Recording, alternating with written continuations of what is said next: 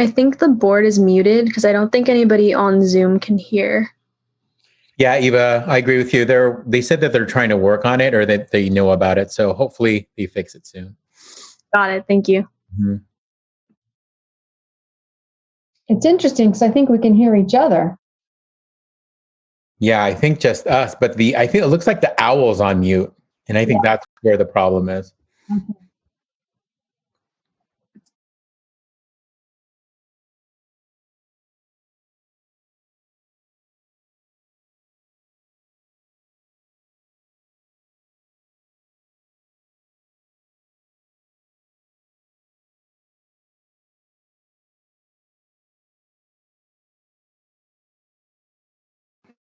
Leslie, do you know if it's happening on the NCTV end? I don't know. I mean, I texted David, and I think they know about it, but I don't know. I can go see.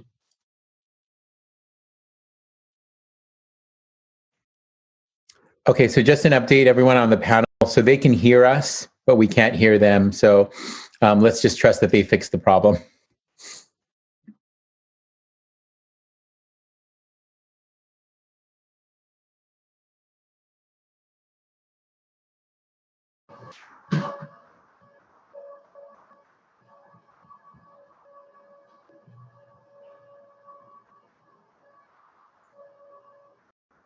Well, they're doing the board meeting.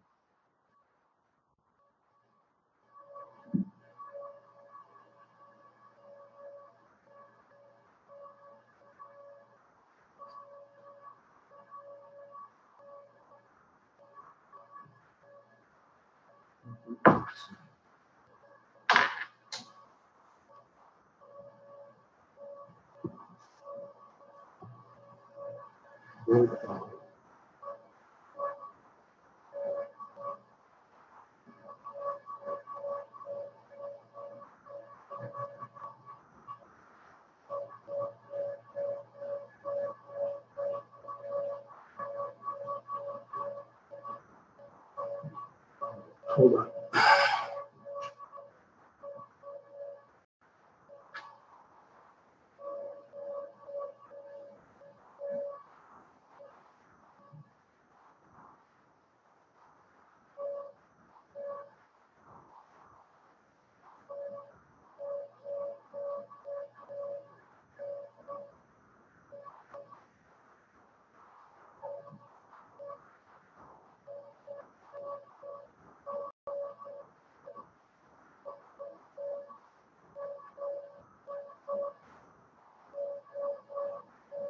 Okay, they're not hearing out in Zoom land.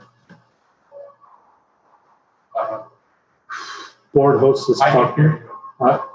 You can hear me. You can hear. Okay.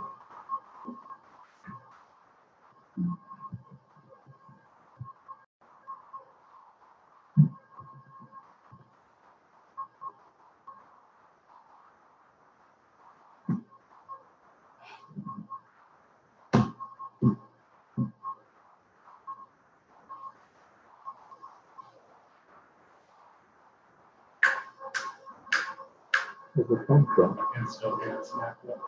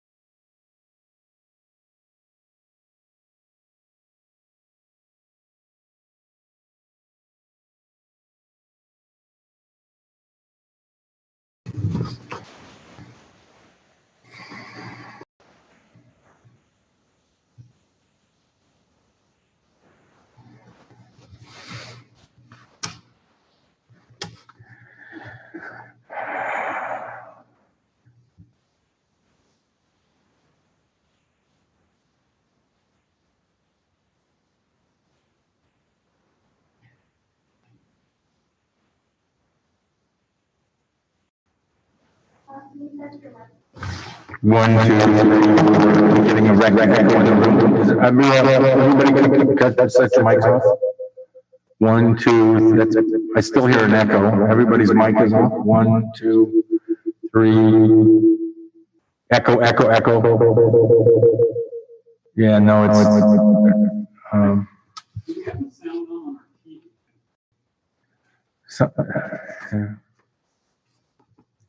one, two, still echoes.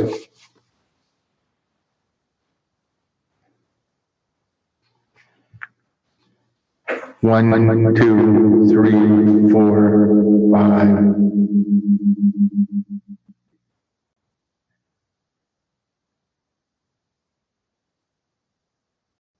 One, 2, still echo. We are getting worse. Yeah.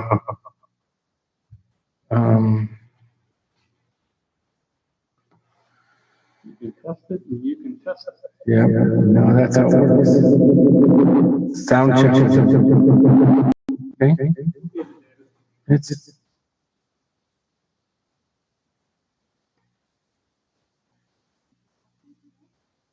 1, 2, 3. 1, 2, 3. 1, 2. 1, 2, 3. Yeah, no, okay. The problem is I'm not going to have.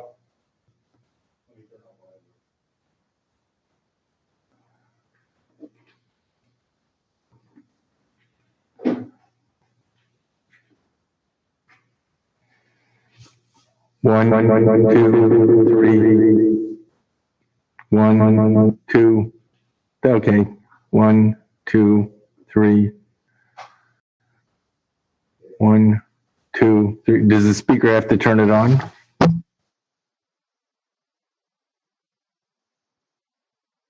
One, 2, 3. And I'm gonna.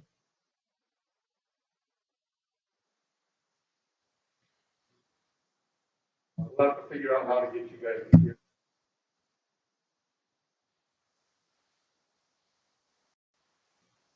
One, 2, 3. Okay.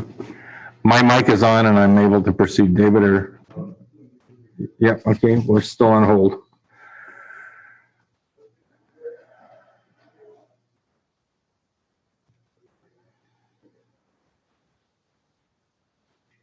All right, so Leslie can hear you. We can start.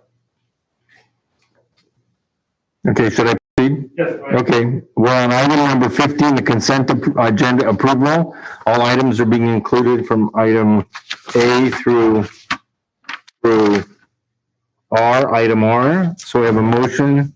Diane, you were the first, and Maria, you were the second, I believe. All in favor? 7 trustees in favor, none opposed. We have a student trustee vote. I don't see one. So I'm not hiding behind the menu. I see Eva. Thank you, Eva. I think that's Eva, is it? Jada. Hi, Jada. I don't know if you can see the side of your ear.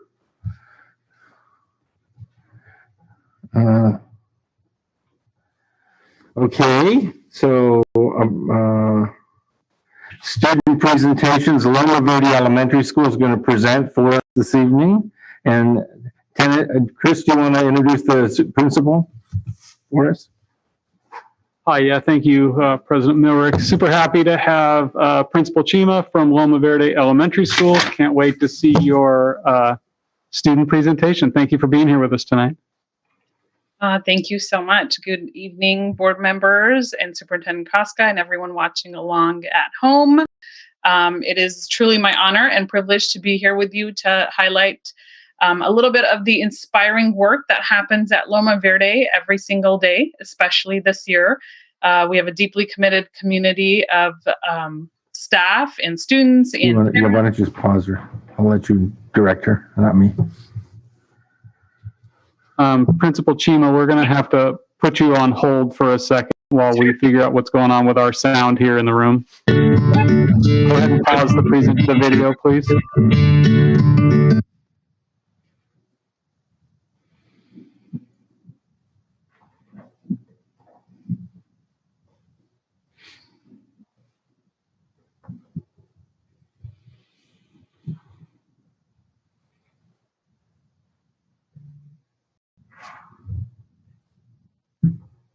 Testing, testing. 1, 2, 3.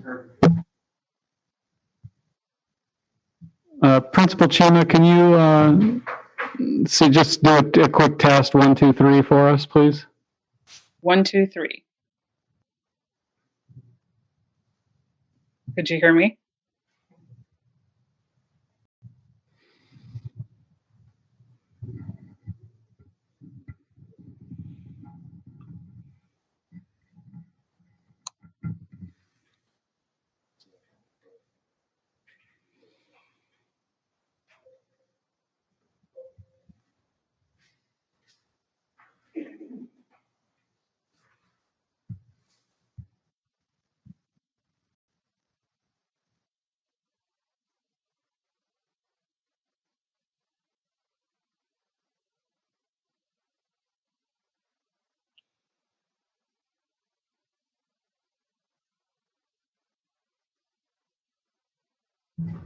Hi, Principal Chima, can you try one more time with the test? Sure. Testing. Can you guys hear me? We hear you. We'll turn her on while she's doing it, and then we'll turn it off when we get it back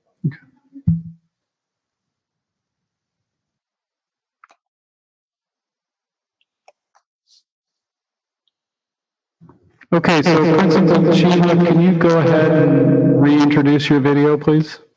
Sure. I would love to. All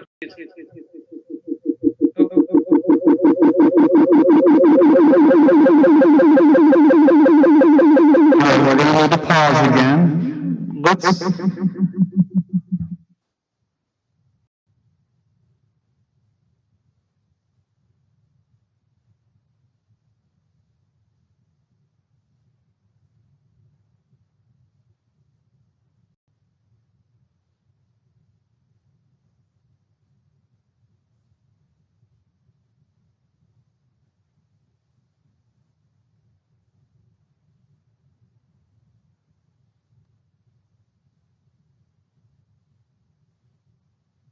Testing, testing. All right, so we still have a little echo here, a little bit. Can you try another testing, 1, 2, 3 for us, please?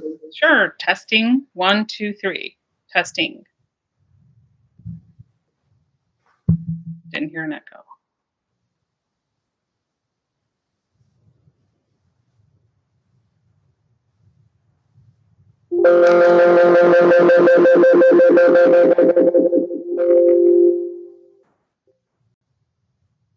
Principal Chima, can you try one more time, please?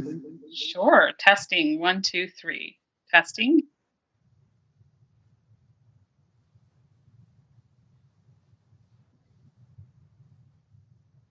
Okay, so we're going to turn it back over to Principal Chima one more time. Thank you everybody for your patience. When we try new things, we find new challenges, we keep working around and working our way through them. So thank you. Technology is great. Just keep telling yourselves that. Good evening, board members, Superintendent Koska, and everyone watching along. It is my honor and privilege to be here tonight to highlight some of the inspiring work that happens at Loma Verde daily, especially this year. We have a deeply committed and caring community of staff, students, and parents. And honestly, I just thank my lucky stars that I get to call this place home. Tonight, I'm here to give you a brief glimpse into how Loma Verde honored Black History Month. I want to apologize when I first put it in What I was going to be sharing tonight, I got too excited.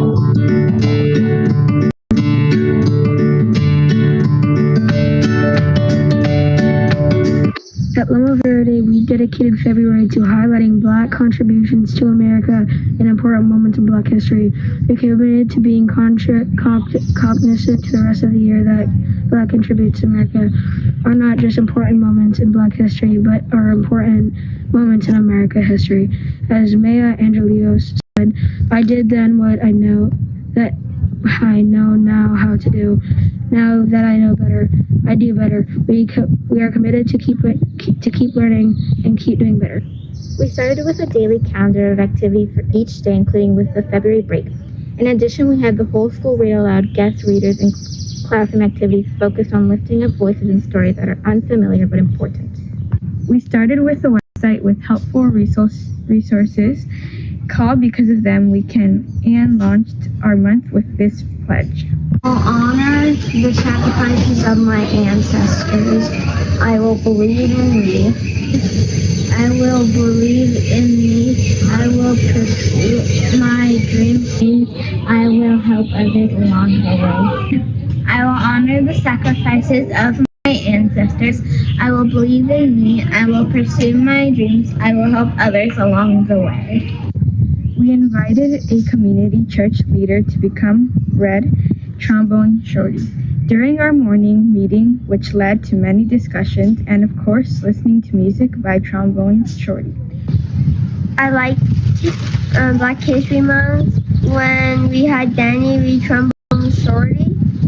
I liked it because I liked seeing someone from my church, and it made me want to learn how to play the trumpet because it was an inspiring true story. We even got to listen to some music, and I really enjoyed it. We read books and complete projects to highlight important yet little-known contributions of Black Americans. During Black History Month, I learned about Garrett Morgan. He was an inventor he invented a gas mask and used it to save people who were working in a tunnel. He also invented the traffic light. I like learning about Black people who helped our community. I like the book The Oldest Student, how Mary Walker learned to read, because it took me to her time and I got to picture her. I like how she persevered and like she just kept going. Like she stayed healthy, like lived a very, very long life, but she still like reached her goal. And it was like important to her because like she reached her goal because that was like the reason to live. We read stories and learned to feel empowered and to become allies. I read a book called A Patchwork Path, a quilt map to freedom. To me, the book meant that if we didn't give up and we were courageous, then I shouldn't either. The lesson is to keep trying, to keep changing things until we are all free on the outside, we are on the inside. I am committed to seeing both sides of the story and not making assumptions. Not judging a book by its cover and making sure that you know all the information before you judge. I would get information from books, articles, and learning from Black people about their lives and history.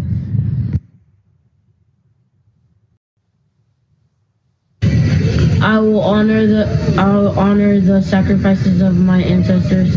I will believe in me. I will pursue my dreams. I will help others along the way. I will honor the sacrifices of my ancestors. I will believe in me. I will pursue my dreams. I will help others along the way.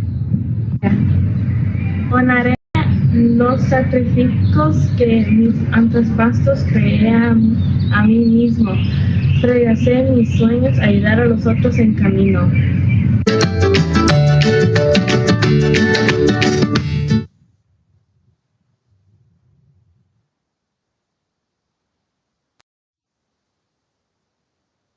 Thank you very much. Any questions for Principal Tennant? Hearing none, we're going to move on to the next item. Thank you very much. It's wonderful to see the children enjoying the sunshine. It's nice we're getting out of winter and into spring. It's just wonderful. Thank you. The next item is item number 11, announcements, board superintendent and student board members. And I'm going to look for my student board members. I see Eva, I see Elizabeth, and I see Jada. I see all of you. So Elizabeth, you want to go first? And we're struggling with audio, so I might stop you if it's not coming through. So. All right, testing now. Can you guys hear me well? Okay, I see your lips moving, but I can't hear you. So let's see if we can figure out what the audio feed is. Okay. Hang on a second, Elizabeth. We can hear you on Zoom. Yes, we hear you now. How about now? Go ahead, Elizabeth. Here we go. All right, can you hear me now? Is it good? Yay, okay. Well, that's off then.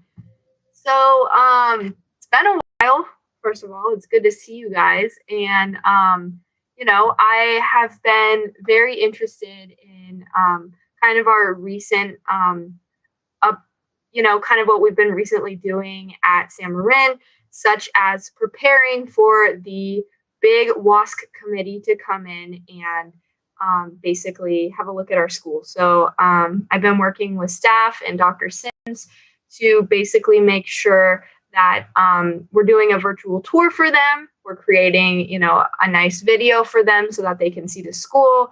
And then they'll also be Zooming and, you know, interacting with students virtually next week. So that's all been big.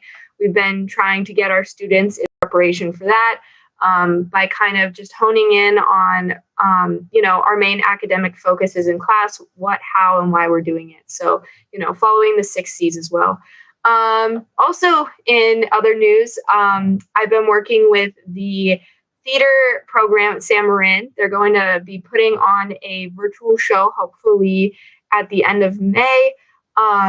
And we are working together to kind of create this visual as a video production. So that's very exciting. Sports actually have been in full swing. It's just been so nice. I've been in soccer season recently, and I am just in awe every day because I'm finding so much joy in every single, you know, moment that I get on the field. And I feel like it's a gift. And I have also been really happy to see the lights go on for the football game pretty recently. And I hope that we can have a lot more events like that in the future where we get to celebrate under those lights. One thing I will say is I am noticing that we're, you know, I think in the high school sector of, you know, we have been, you know, having tutorial for a long time. And I've been kind of interested to see how it's been working at the high school level. You know, when we were in person and we had something like tutorial, it worked great. But to be honest, now that we're kind of back in person, I've seen a lot of kids, you know, and even myself kind of struggle with the tutorial concept because, you know, a lot of it is just, you know, going back home, and we have times where kids would be, you know, getting their other schoolwork done or, you know, having a job and making money. But it's just now like, oh, I got to join the Zoom, and then it's all attendance, and it can be a little bit crazy for a lot of kids. So I would love to find a way to work around that. But, you know, I've been really enthusiastic about the way, you know, my school has been handling change and the way my leadership class has been trying to overcome the hurdles of COVID and an attempt to plan a senior event. We don't know what we're going to do yet, but, you know, our gears are turning. We're thinking of things. So, yeah, that's it in my update.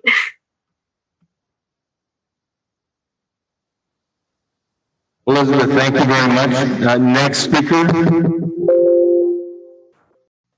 I can go next. Can you guys hear me? Cool.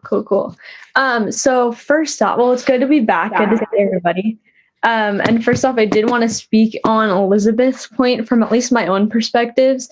Tutorials have been really, like, I have missed so many just from forgetting, because we go on they take our attendance and then we leave. So it's really a quick thing that like it just misses, like escapes my mind so many times.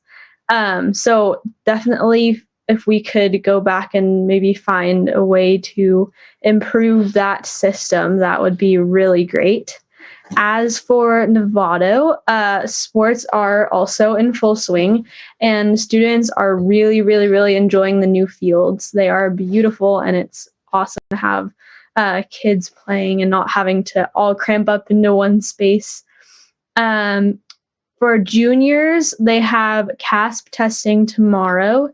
So all of the other grades are just going to be doing 15-minute check-ins with their classes, and then we have the rest of the day off. And the junior class is also planning out an auction for their parking spots for next year.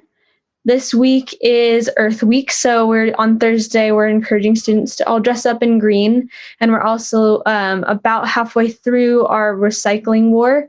There are 4 big recycling bins outside of our attendance office, and whichever class collects the most is going to win 10 spirit points. As for the senior class, we are planning a movie night inspired by San Marin's movie night for May 11th.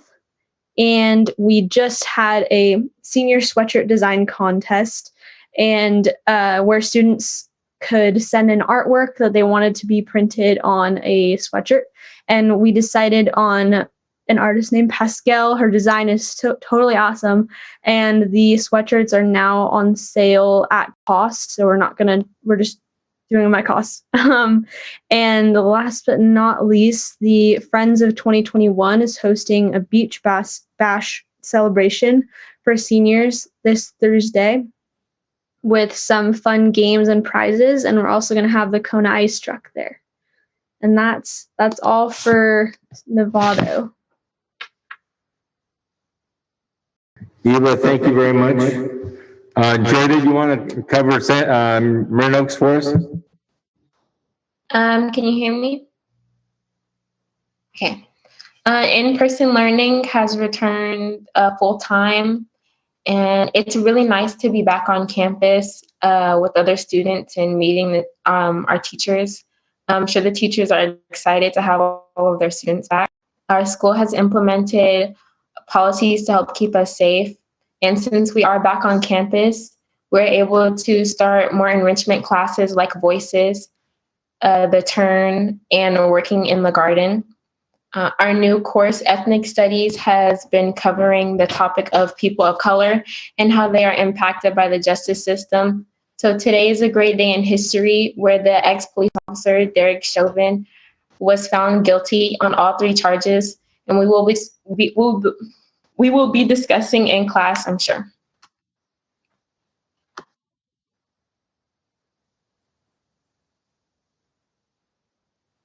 We're still having a little bit of audio problems. Thank you very much, Jada. We're going to take a 1-minute break and a 2-minute break while we make some adjustments here. So we're going to be quiet for the next 2 minutes.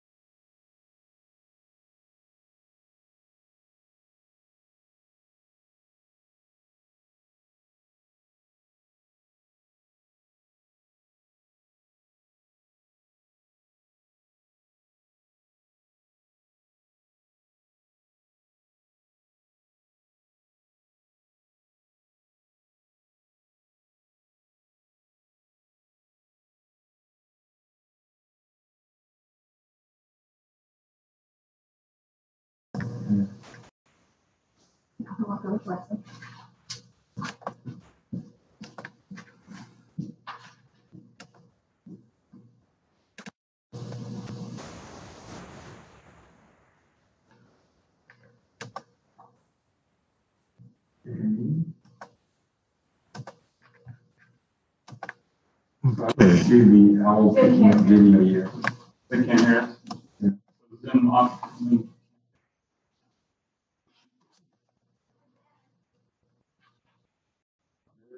There's the flag. Now the owl isn't turning to the sound. No, we're just using the audio, the speaker for the owl. Oh, okay.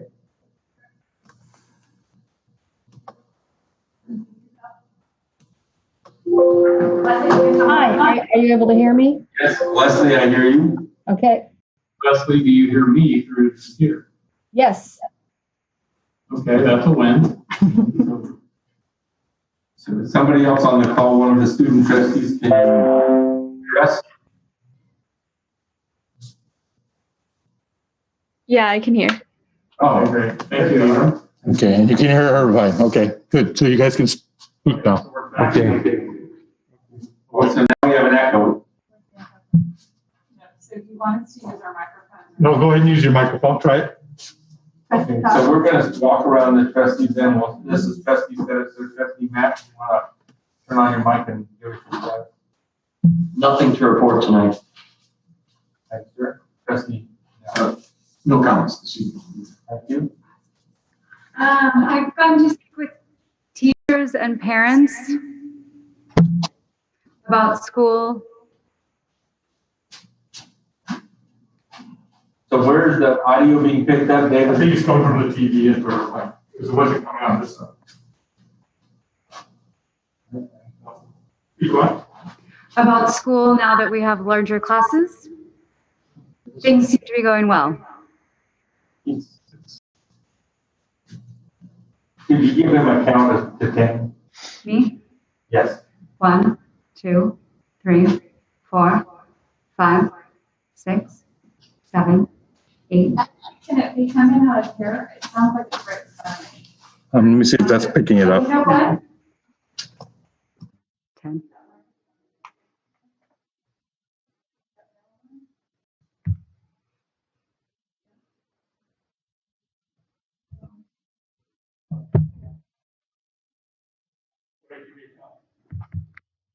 What do you want me to do?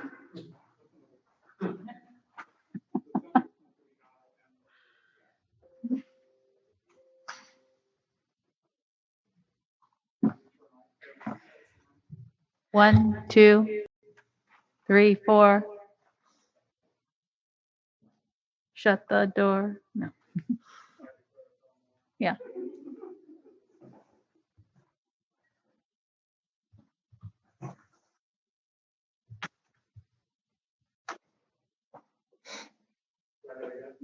One, 2, 3.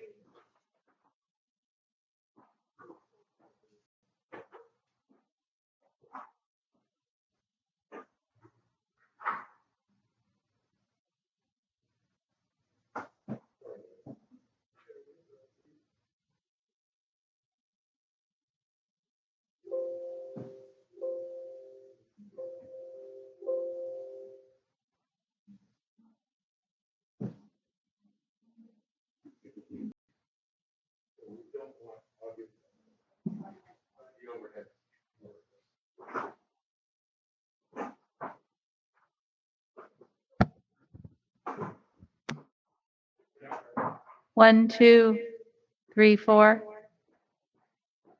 Sounds better. 1, 2, 3.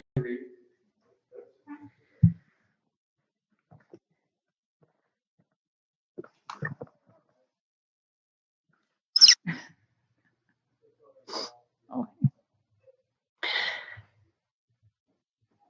Go Dodger.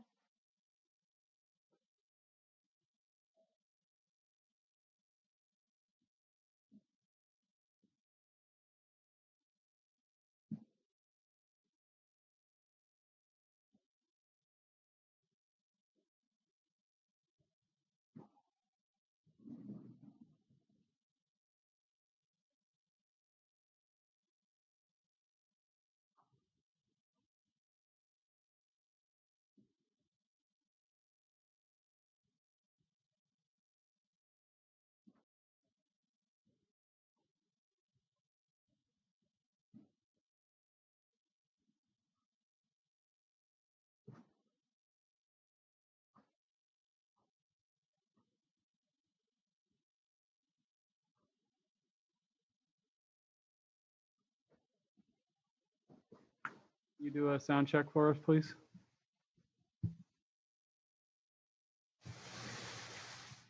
You know, I only heard you a little bit, Chris, but since I'm here, I could hear you out in the boardroom, but I couldn't hear you over the computer.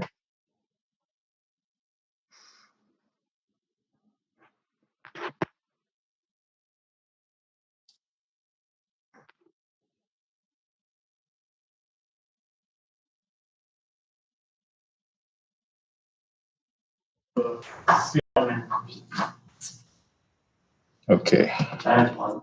And they came back?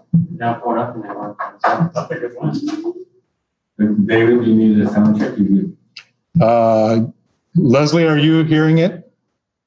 Yes, I can hear it now. Yes, through Zoom? Zoom? Zoom. 1, 2, 3, 4, 5. Yep. Should we try and get around the board table and see if we can finish this up? Marie, you want to give us a stat? Oh, no, let's go back to Julie. Julie. I also spoke with Cody, our food service director, about all things food service right now and how they're different than normal and what things will change as we go back to something more like normal. And I listened to all of the conversations with the 3 schools that are on the short list for closure. Thank you. I did as well listen to the community meetings for the 3 schools the 7-Eleven committee is tackling right now. I also attended the football game with the lights, which is very exciting. And a shout out to Tour of Nevada, which is happening now. So if you want to raise some funds for your schools, now is to do it. Between now and the end of this month, I think it goes to May 1st. So just go to tournevado.org, I think it is, or .com, and you can raise some funds for your school. Thank you. No, nothing. Make sure your mic's off when you're, there you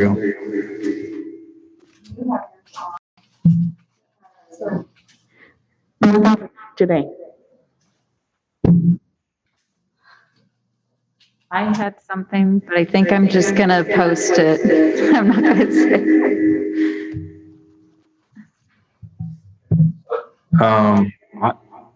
I can hear the owl as a speaker, so I have no status report for today. So Superintendent Koska, do you have a status? I think I'll pass.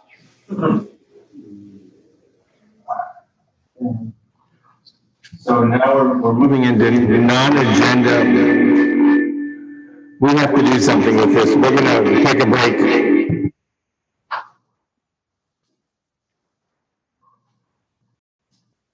The owl came up long. It's And what if we don't have? 1, 2, 3, 4, 5. The owl's a speaker. 1, 2, 3, 4, 5, 6, 7, 8, 9, 10, 11, 12.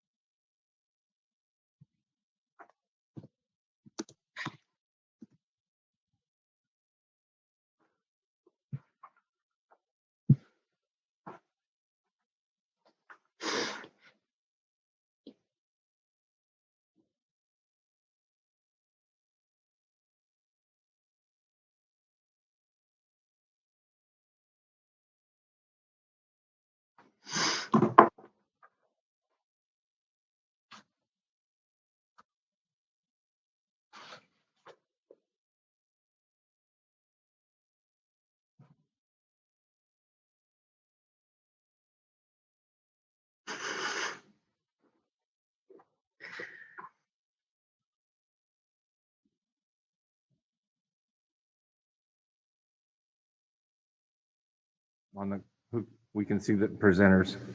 So we're on.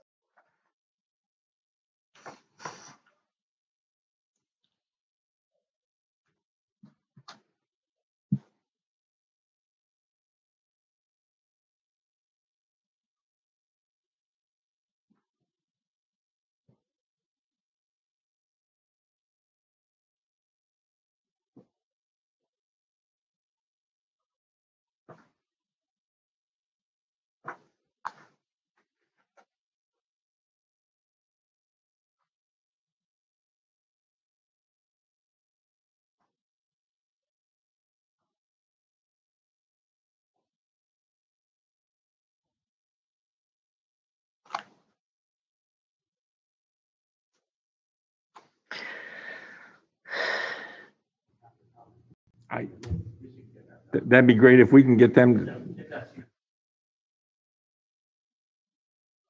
chat, so I can't talk to them.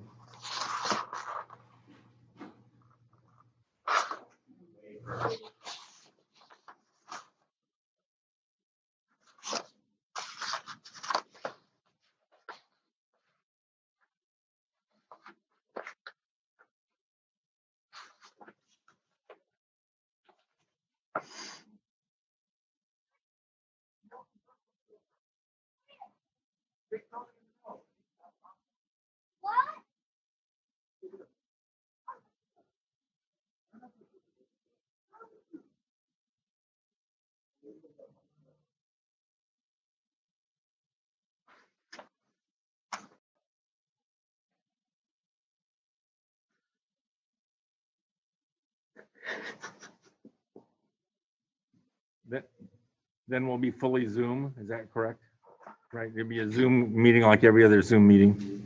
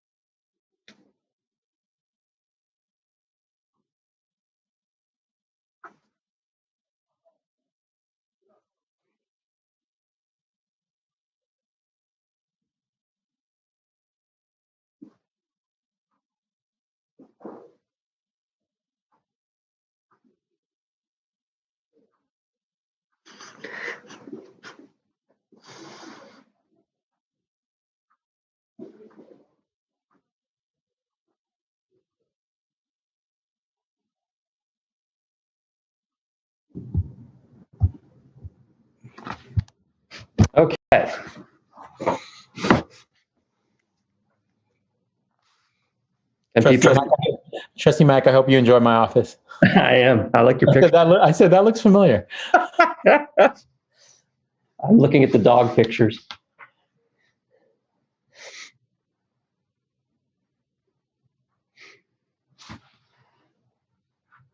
Back up, get more light, whatever.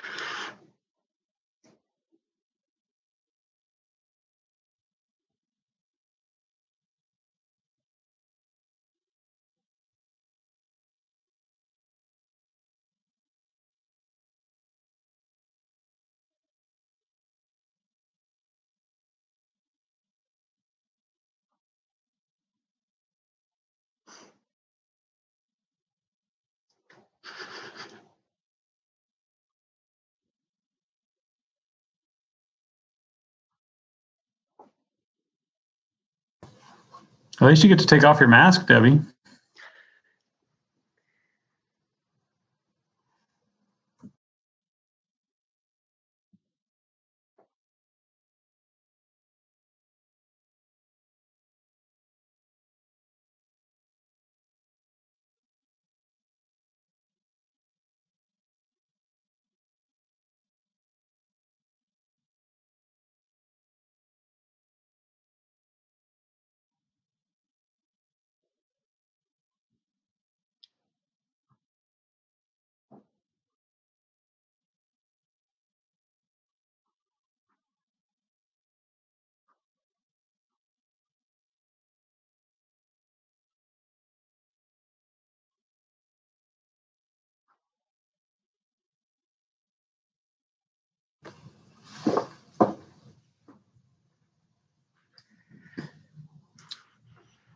Really quiet out there.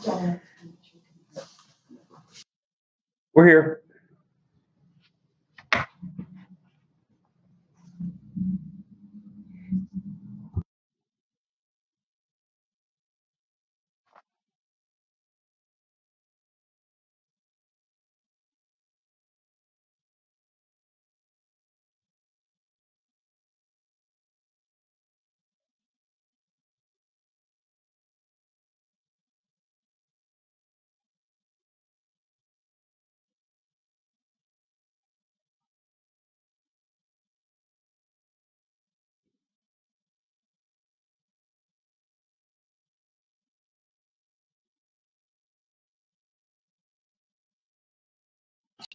Can you hear me? Okay, now I can't hear you. Let me see why. How about now, Ross? Can you hear us? Now I hear you. Yep, I got audio coming in and audio going. The win. I'll take that as a win. Okay, so are we ready to proceed? Okay, so we are in non-agenda comments and public comment, and we are going to allow 3 minutes for each speaker, and we're going to go for 20 minutes. If there is a required translation, somebody who needs Spanish translation, we'll double their time, so they will get 6 minutes. And on the clock, we are now, somebody want to note the clock time? I can't see a clock where I'm sitting. 8:01. Okay, so thank you very much. So we'll take the first speaker.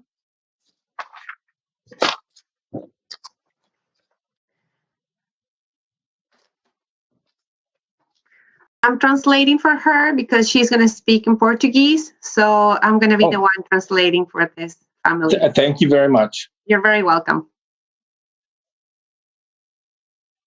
And I don't have a clock I can see, so you're going to have to keep me up current on timing.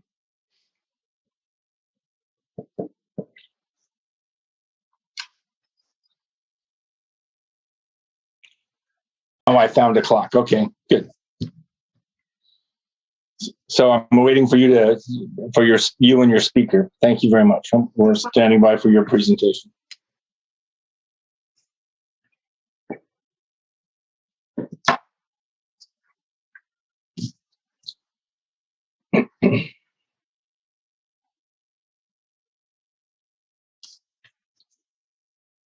The speaker's name is Cornelia. She should be prompted.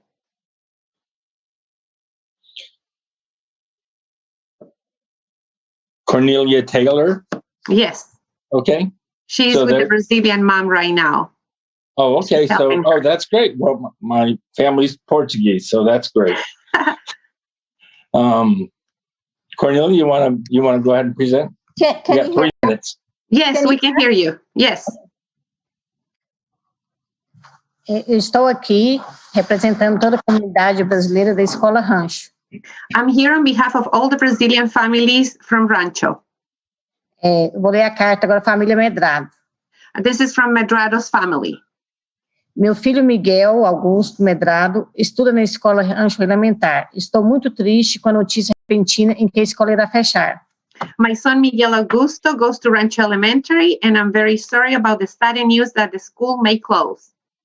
Gostaria de expressar tamanha indignação, pois a escola referida tem sido de suma importância na educação e futuro do meu filho. I would like to express deep sadness because the school has been extremely important in the education and future of my son. Onde temos confiança em todos os colaboradores e suporte necessário para a realização do bem-estar educacional, motivacional, onde sentimos grande porto seguro e feliz. Where we have confidence in all the employees, necessary support for his educational realization and motivational well-being, where we feel a great support and happiness. No rancho, meu filho tem a oportunidade de obter contato com diferentes idiomas e culturas. At Rancho, my son has the opportunity to get in touch with different languages and cultures. Que acredito ser importante esse contato para que aprenda a respeitar e conviver em sociedade. I believe it's very important for him to learn respect and live in society. Precisamos muito desse suporte no momento e acredito que outros papais e mamães sintam o mesmo. We really need the support at the moment, and I believe other parents feel the same way. Meu filho foi alfabetizado nessa escola, onde ele adora e está indo muito bem em suas tarefas e evolução para que o futuro possa fazer parte de uma universidade acadêmica. My son became literate at Rancho, place he loves, and where he's doing very well with his English, his tasks, and progressing every day, so that in the future he can be part of an academic university. Rancho tem crianças fazendo progresso em inglês, proficiente, Quelino e Lutzotton. Quero meu filho que fique na escola onde ele se tornará proficiente em inglês. Rancho has more children making progress towards proficiency in English than Linwood and Lusatton. I want my son in the school where he will become proficient in English. É com muita ternura e carinho que falo dessa escola que acolheu meu filho com muito amor desde o princípio. And with great tenderness and affection, I speak of our Rancho School, a place that welcomed my son with much love from the beginning. Aí onde deixo todos os dias o ser mais precioso da minha vida. It's at Rancho where I live every day the most precious being of my life. Que deposito minha vida, deposito toda a minha confiança e segurança do que meu pequeno e tratado com dedicação e respeito. Where I place all my confidence and security that my little one will be treated with dedication and respect. Sou muito grata pela confiança nunca quebrada, pela segurança nunca interrompida, e os ensinamentos são concretos para qualquer que tiver a oportunidade de conhecer meu filho. I am very grateful for the never broken trust, for the never interrupted security, and the feelings that can be concrete for anyone who has the opportunity to meet my son. Essa fase dele não voltará nunca mais e quero o melhor para ele. This phase of him will never come back, and I want the best for him. O rancho é a base dele, onde tenho certeza que ele aprendeu e tem entusiasmo em querer aprender e crescer sempre mais. Rancho is his base, a place where he wants to go every day, a place full of enthusiasm, a place where all the kids want to learn and grow more and more. Por isso, fico feliz por ele ter tido a oportunidade de ter começado sua jornada escolar num lugar exemplar e tão especial. Assim, espero prevalecer e dar continuidade. I'm glad he had the opportunity to have started his school journey in an exemplary and so special place. So I hope Rancho prevails and remains open. É uma escola com grandes profissionais acolhedores, sempre dispostos a ajudar, atenciosos e gentis. Our school has great welcoming professionals, always willing to help, attentive and kind. Padrão de cuidado, organização e carinho. Uma escola abençoada. A caring organization filled with affection and blessed school. Rancho é uma comunidade excelente, com um dos mais altos níveis de desenvolvimento familiar e relacionamentos com mais fortes do distrito, como evidenciado na família, funcionários e respostas estudantis e pesquisas YouTube. Rancho is an outstanding community with one of the highest levels of engagement and stronger relationships in the district, as shown in the Family, Staff, and Kids Survey Youth Group 2021. We're approaching the time limit, We got 6 minutes. right? I thought we were at 6. Oh. Ok, Patrícia, go lá. Vai embora. Onde pedimos humildemente para que a escola permaneça aberta com a mesma qualidade para dar continuidade ao êxito de aprendizado. That's why we humbly ask you that that Rancho School remains open with the same quality to provide continued success for our future learning kids. Ao futuro do meu filho, Same my son is getting and for many other children in the future. Quero agradecer também o respaldo e carinho do funcionário Marisol, que sempre me deixa ciente de tudo que acontece com meu filho devido à tradução de inglês para português.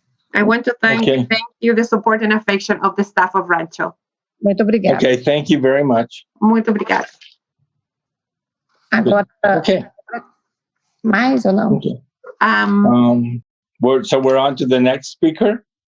Did we get 6 minutes? I believe we did. I can't see the clock on the screen. It was, I'm looking at a clock on the it was wall. 5 minutes and 50 seconds. 5 minutes and 50 seconds while I was off. If it'll help you, I'll manage the time for you. That would be great because I can't see the clock from my screen. I have the last paragraph. Go ahead. Let's finish. Go ahead. Okay. So we want English to be my son's first language because we speak Portuguese at home. And Rancho, my son, feels like he's at home. Rancho ranks higher than Linwood and Lusaton, share goals, respect fairness and diversity as the family, staff, and students' responses on the Youth Truth Survey of 2021. Okay, that would be your time. Thank you very much, but to everybody who helped make that happen. Muito obrigada, Patricia. Thank you, everybody. Okay, the next speaker, and Chris, if you're gonna call time on, I have a clock that is only to the nearest minute. Happy to help. Thanks, sir.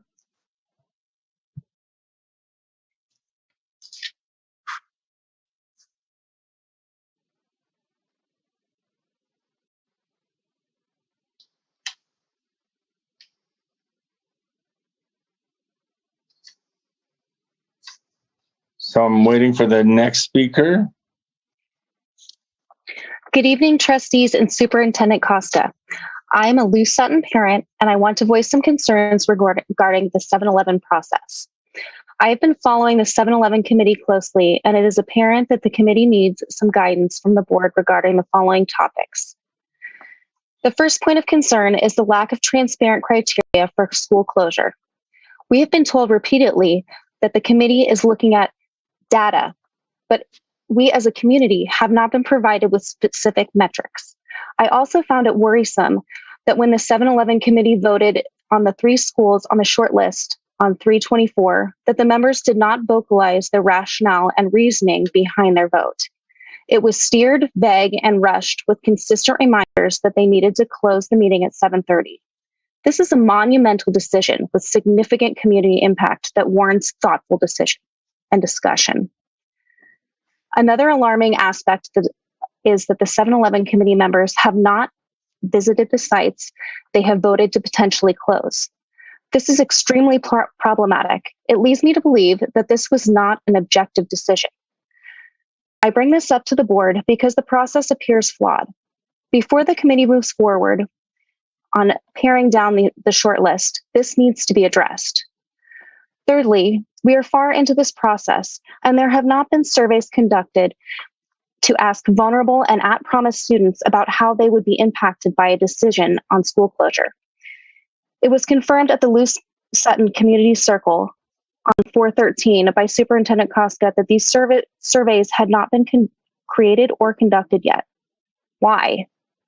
Luce Sutton is a Title I school with a large population of students and families that need their voices heard.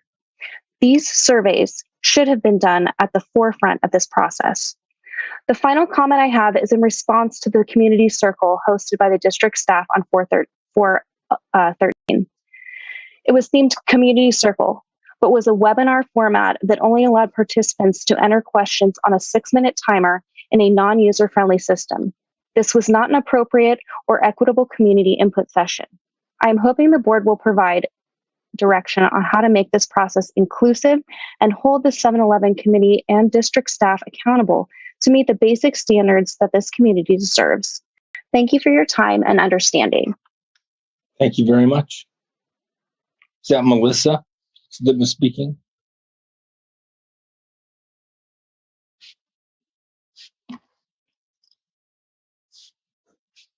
I'm waiting for the next speaker.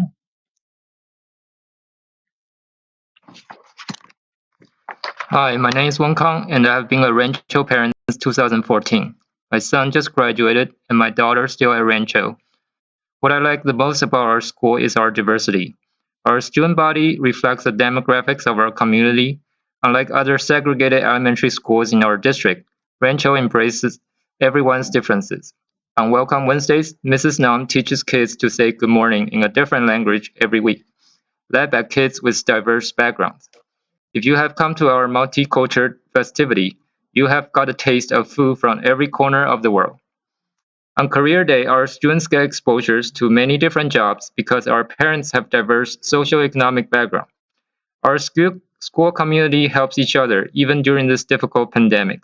These experiences are equally important to academic performance because I want my children to become compassionate and tolerant world citizens.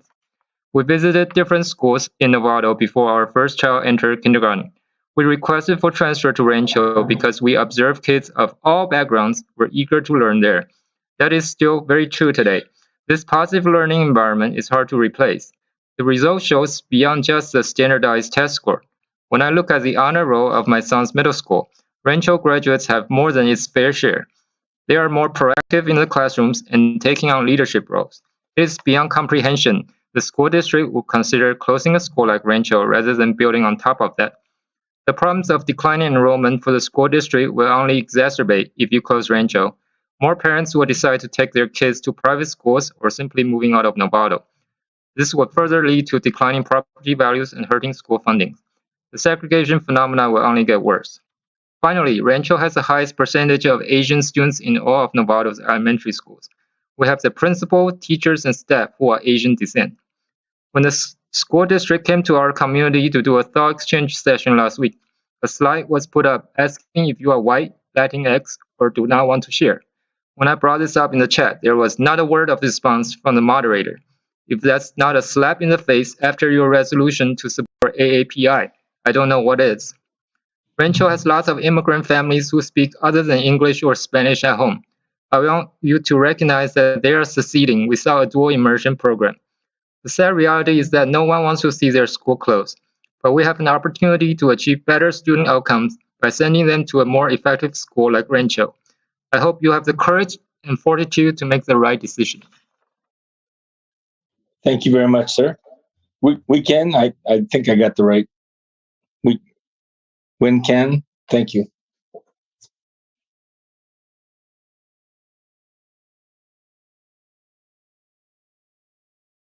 So we're waiting for the next speaker. Hi, everyone. Hi, we hear you, Javon. Perfect. Hi, I'm Giovanni Gloystein. I'm a senior at Novato High School currently, and I'd like to say that I've been a familiar face here at a few of these meetings, especially a few months ago when I represented the anti-racist resolution that was signed in January. I think the resolution being passed showed a lot of promise and offered a lot of hope and encouragement to our community. I'm super excited to see that there have been more opportunities for the board to make decisions in line with the ideals and standards outlined in the resolution, like with the school closure issue.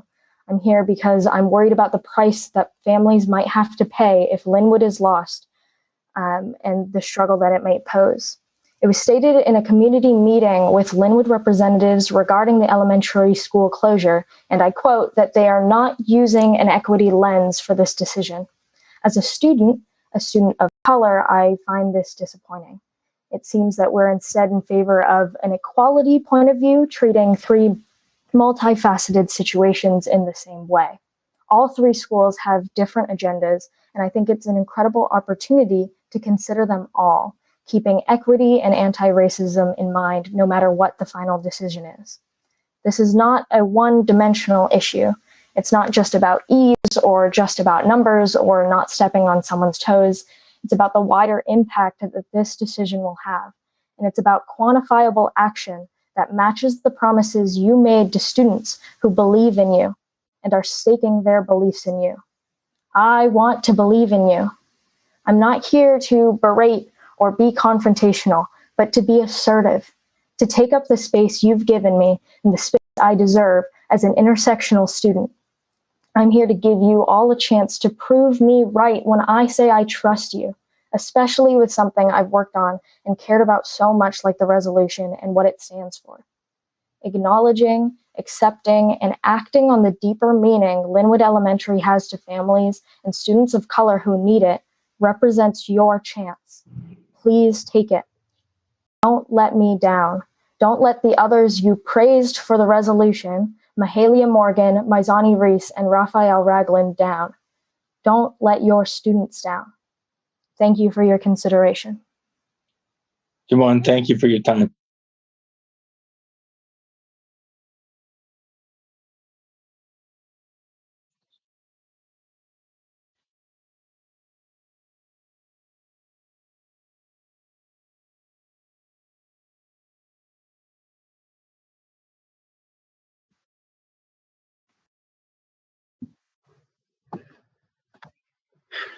We're waiting for the next speaker.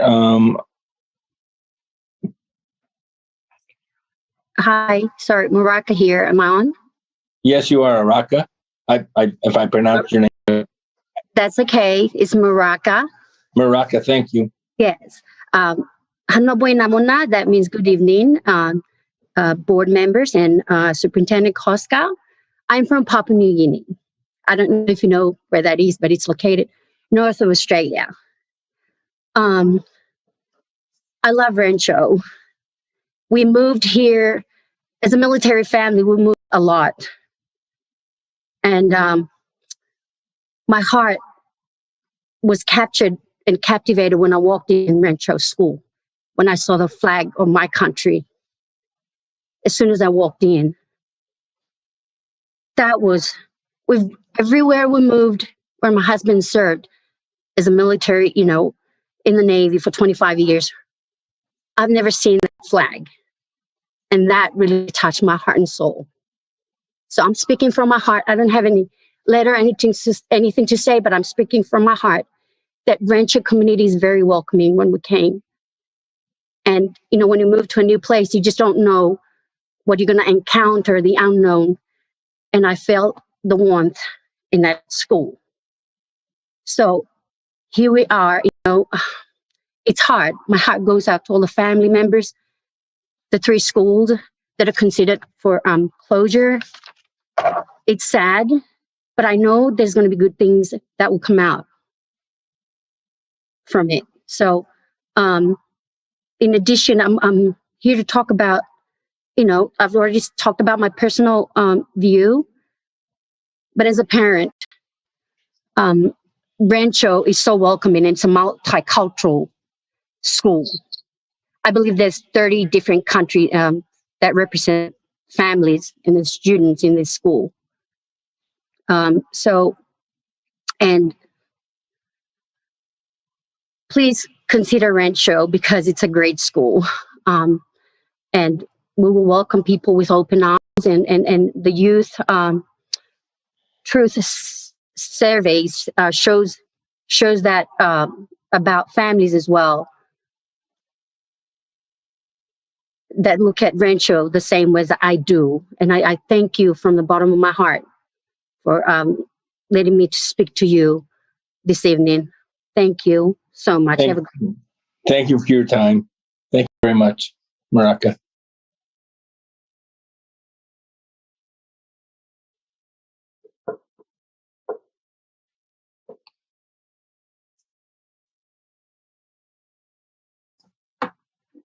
Hello, can you hear me?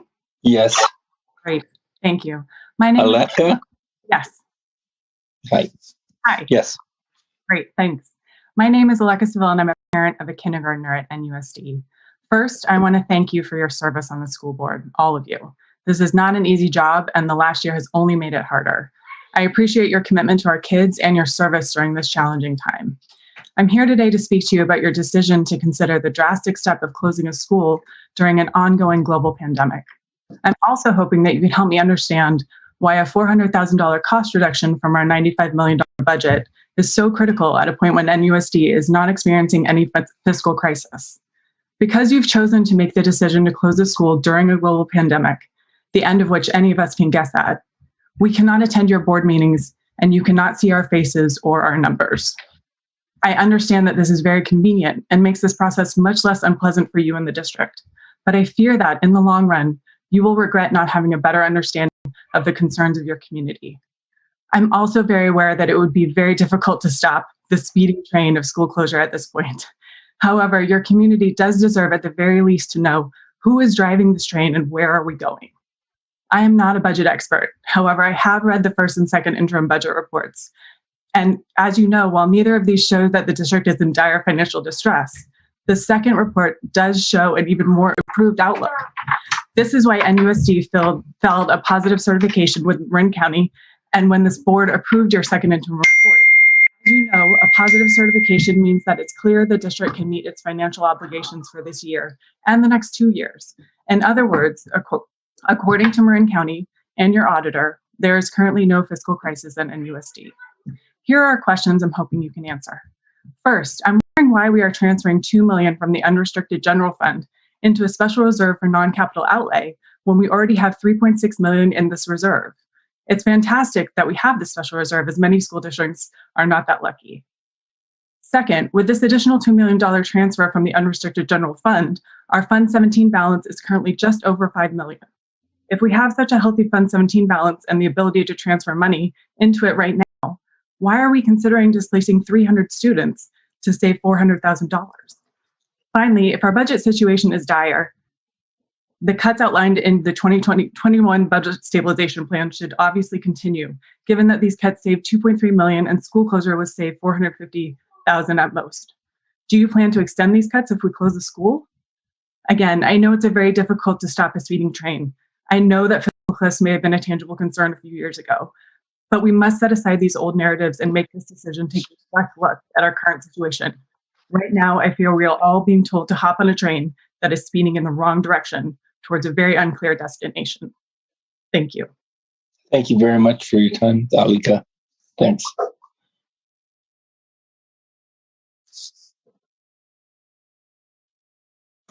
So I believe that this would be our last presenter. Okay, great. Thank you for checking time, Superintendent.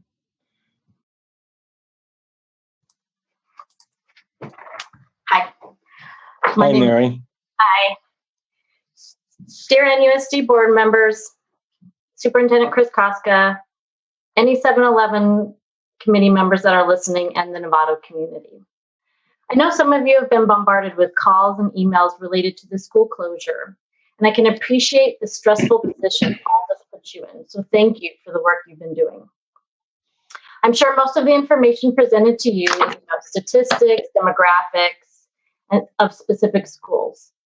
Although I am one of those that have and will continue to advocate for the 7-Eleven committee and the board to do their due diligence in analyzing all facts, asking questions, and engaging in meaningful discussions with themselves and the community, right now I want to simply remind you of the history and legacy of your position and of our community.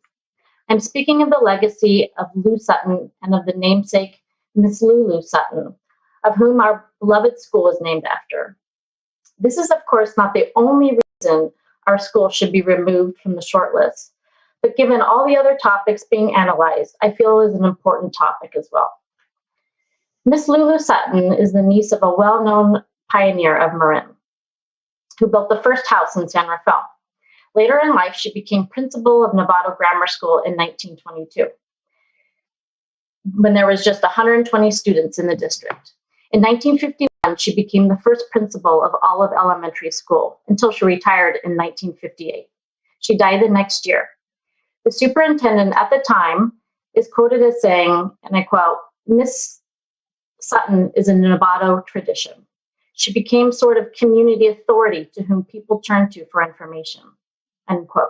When she retired, the school board voted to name a school after her, Lou Sutton, a school that is now in consideration for closure, a school that serves so many low-income families, a school with an award-recognized garden program, a school with a thriving social emotional wellness program, and a school that, if you ask anyone, will say that the sense of community is impeccable.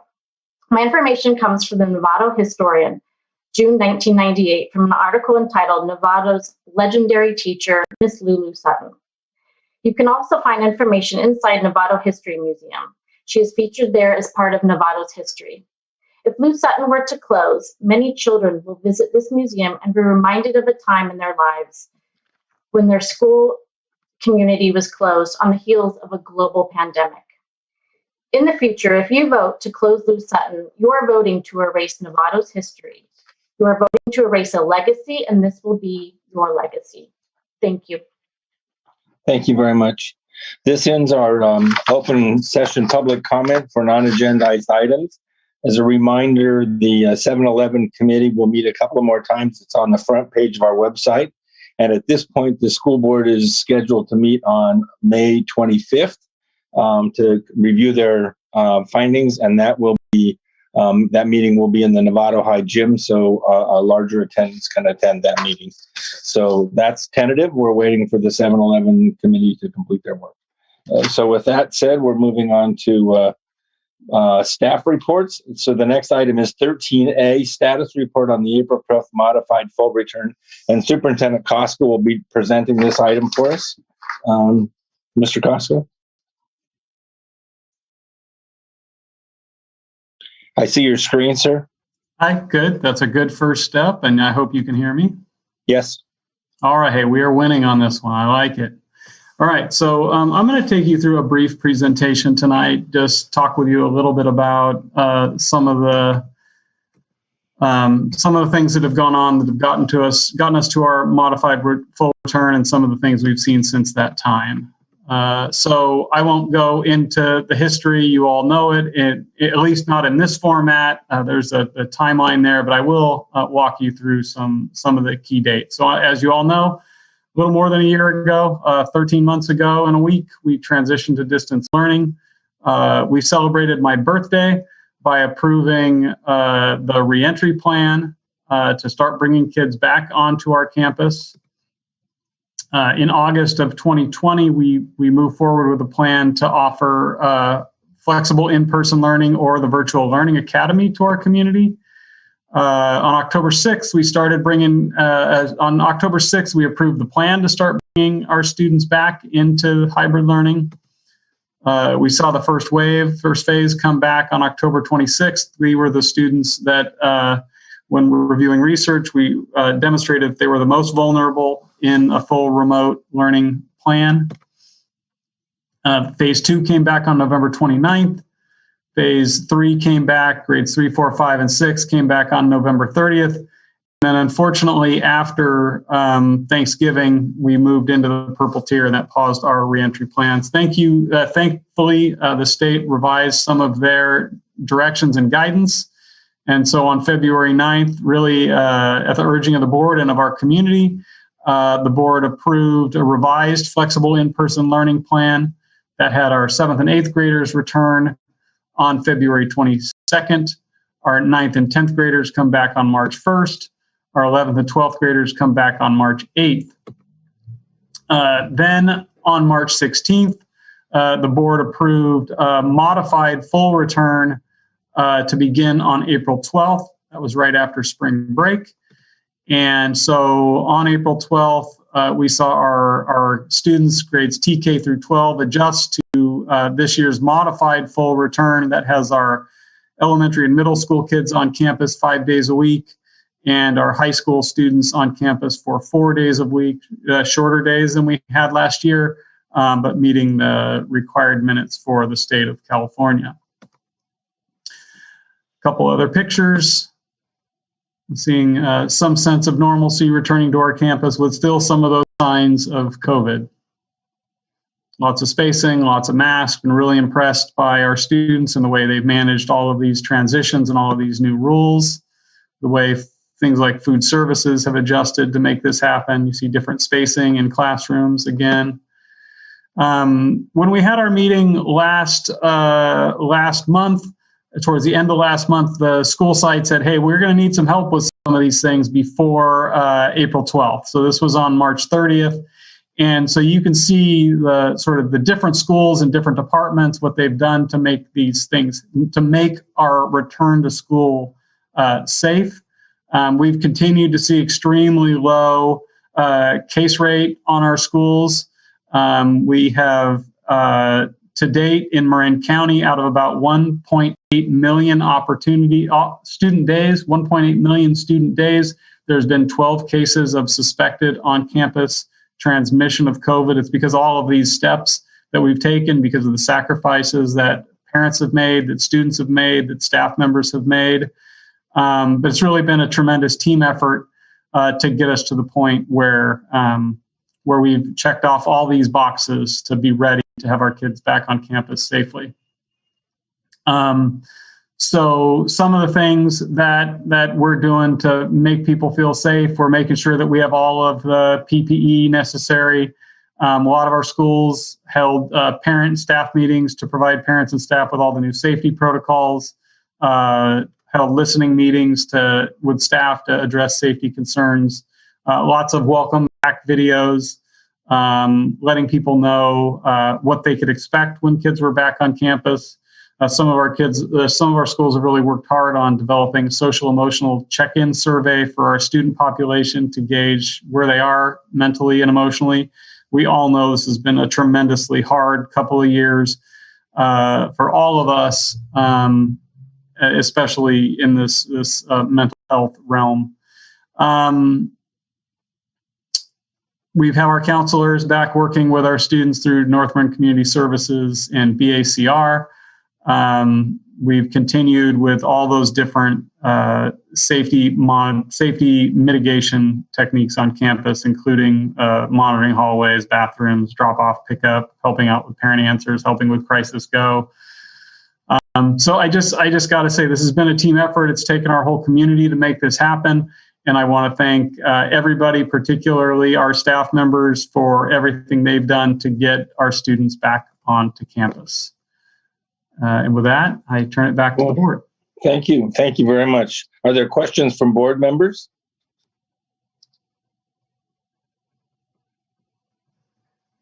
You're going to have to speak up. I'm a little bit blind here, so.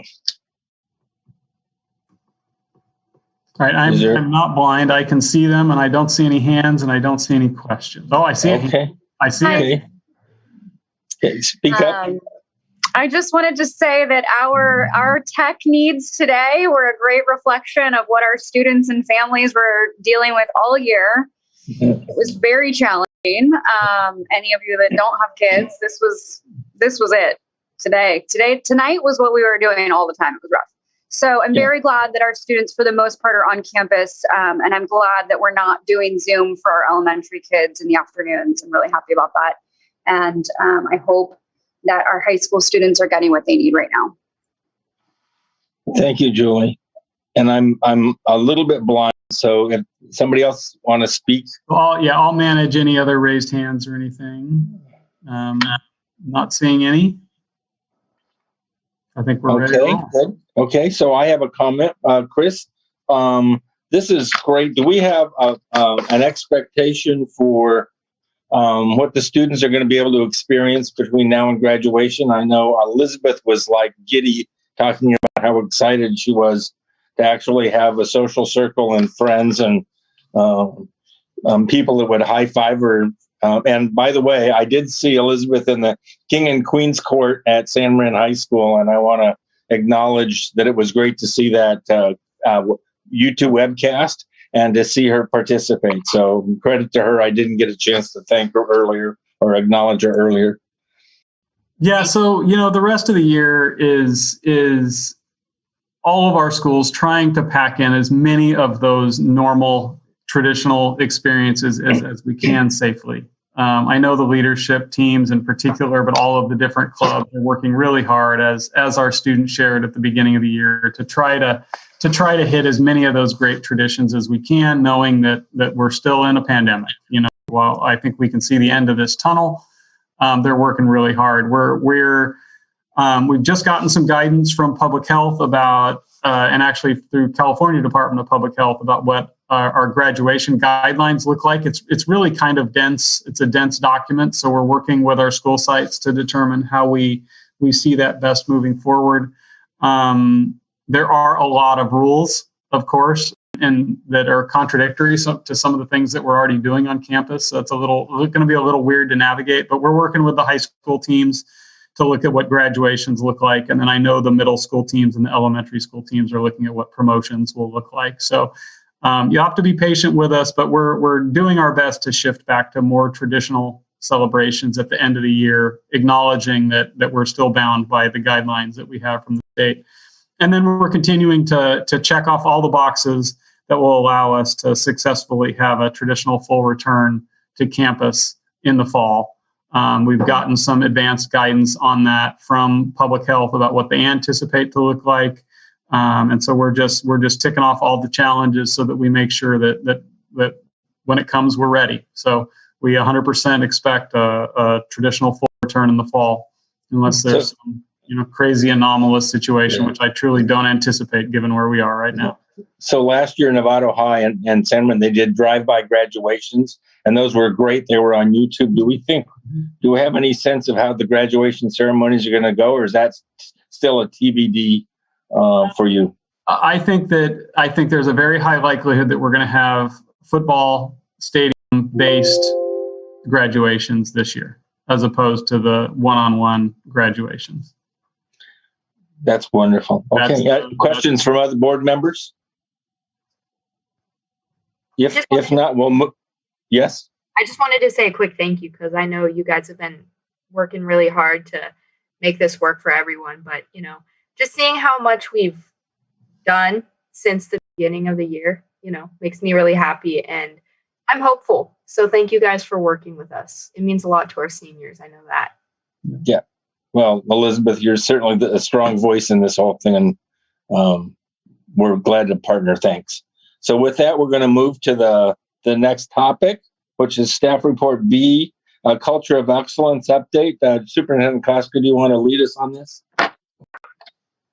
So this is going to be Assistant Superintendent Larson is going to take us through the Culture of Competence update, and here she is. So I'll just turn it over to her. Thank you, Ms. Larson. Thank you very much. Good evening, Superintendent Koska and trustees. Thank you for having me tonight.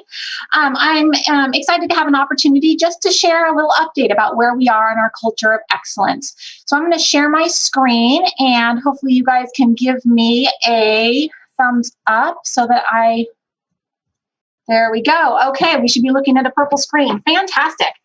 All right, so as you guys know, in 2019, we adopted 3 different cultures for our district-wide goals.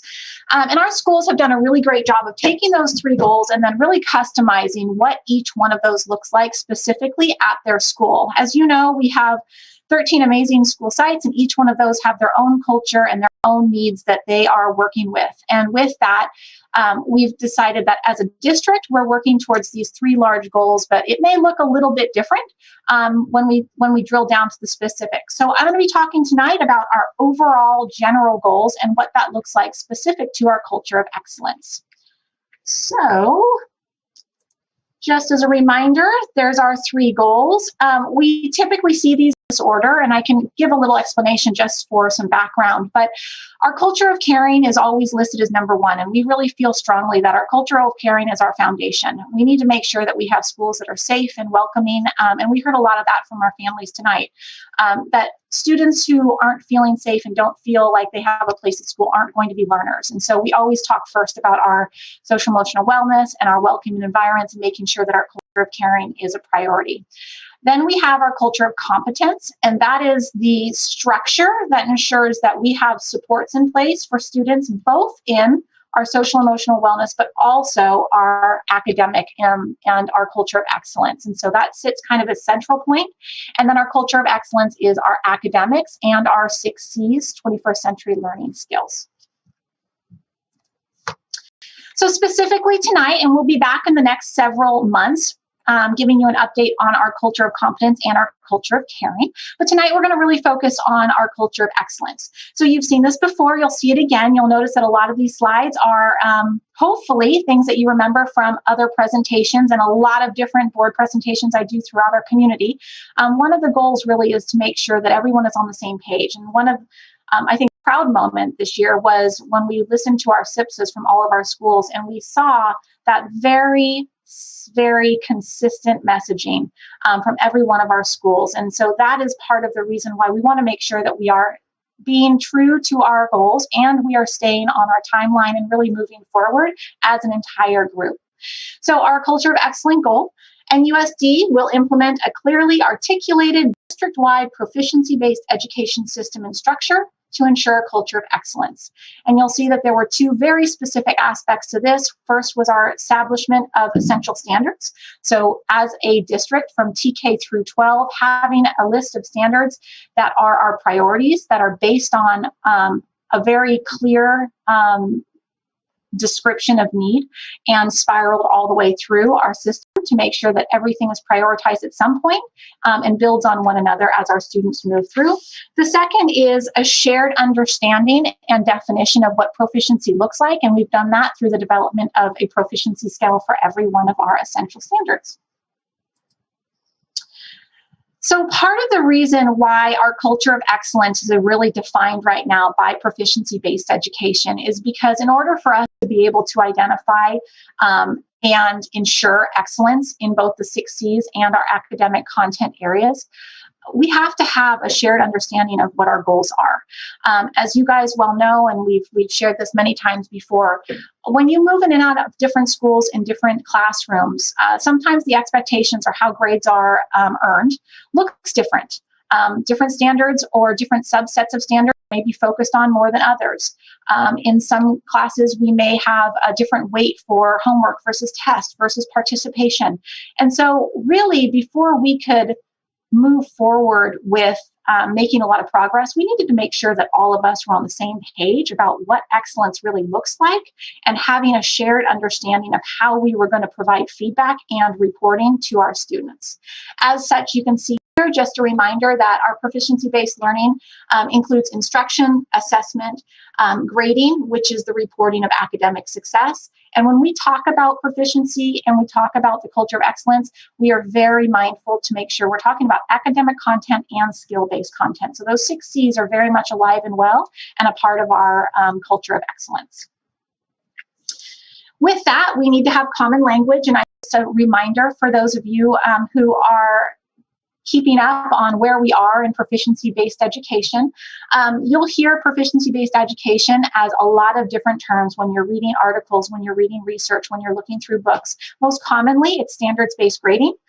You'll see proficiency-based grading. But here in Novato, we were very mindful to use the term proficiency-based education, and that comes out of a lot of work with our teachers to make sure that it's in alignment with other terms that we use that our students are already familiar with, so that we have language that is consistent from school to school and grade level to grade level.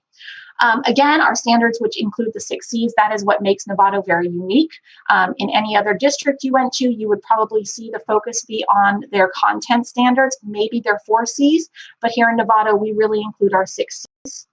Our essential standards are those priorities. As you know, our proficiency scales, the learning target is the student statement, and then moving on, we will get to our common assessments, and someday in the very near future, I'll be coming to talk to you about our reporting tools. Just an update, again, you've seen this before, just keeping you updated on where we are. We completed our learning targets in 2019. We completed our essential standards and adopted them later that year. Last year, we spent the entire year working on our proficiency scales, and we've started piloting them this year. I'm very excited to share that we have a feedback loop in place in which every single teacher has had an opportunity to use them, try them, edit them, give us feedback, and we have made hundreds and hundreds of revisions since the beginning of the school year, thanks to the hard work and the taking a risk and giving us their thoughts in using those skills in their classrooms with students. As we move forward, like we said, our next step will be to look at our common assessment tools and our standards-based reporting. So I'm going to try something. This is a little bit of a risk. I don't know how familiar you all are with our Teacher NUSD website. So I'm going to attempt to do a live example, but at this point we have, can you guys see a website now? Yes, okay. With a globe with a hat on it. Yes, thank you very much. That's our Culture of Excellence icon. So over the last 2 years, and we've had a teacher website for some time, but in the last 2 years, our TLT and our staff has worked really hard to create a page on this website that houses all of this information so that there's a one-stop shop for all of our teachers. So I'm just going to give you a quick little tour so you can see, and if anytime you want to go navigate and play in here a little bit more, you know how to get there. So I'm going to start over here. You can see it's broken up by elementary and secondary, and obviously the graduate profile is there. That's still being built out. When you click on either one of these, you're going to come down to either the content area, or in elementary, it'll be by grade level. And then once you click on one of the content areas or grade levels, you're going to see a list of our essential standards. As of right now, the first set you see is in English. The second set down at the bottom will be Spanish. We will actually end up translating the whole page once we have this finalized so that we can see the entire website in English and Spanish. But once you click on the essential standard, it opens directly to your proficiency scale. This is a way for us to make sure that our teachers, our staff, all of our community members and our students are able to see the tools, and they're looking at the exact same thing. When you go to the elementary site, you also are going to have an opportunity to see the student versions or the learning maps that we use that are more student friendly. But as you guys are navigating through what this whole proficiency-based education thing is, this would be a good place for you to get an eye on some of the work that our teachers have been doing. What you'll also notice on this webpage is our teacher feedback loop. So down here on every single page is where we house the drafts. Each one of these are editable, and when you click on these, in real time, as teachers are using these with students, they can just simply jump in, and they or their students can make a note about what worked, what didn't work, what they'd like to see us change, and those automatically end up in our email box, and we go over those monthly and make those edits. So it's been a really incredible way for us to have ongoing feedback. So with that, I am going to come back to our website. Are you seeing my screen again? I see words, Robin Pence. Yes, you're seeing names. All right. So with that, I just wanted to wrap up by giving an incredibly big appreciation and shout out to this team of 60 teachers. As you know, we've grown our teacher leadership team over the past 2 years. We are currently at 60 members, and this team has worked tirelessly to not just create these tools and pilot these tools, but really they are the day in and day out support providers, trainers, professional development facilitators for everything that is happening with our proficiency-based education. When we come back on May 18th, we're going to be giving you an update on where we are with our teacher leadership team, and hopefully an opportunity for you to hear a little bit more from them about their experiences and the growth that we've made over the last 2 years. And then with that, I'd love to leave it open for some questions. Questions from trustees? Just raise your voice. I'm working with a limited visibility here. I do, Ross. Okay, go ahead.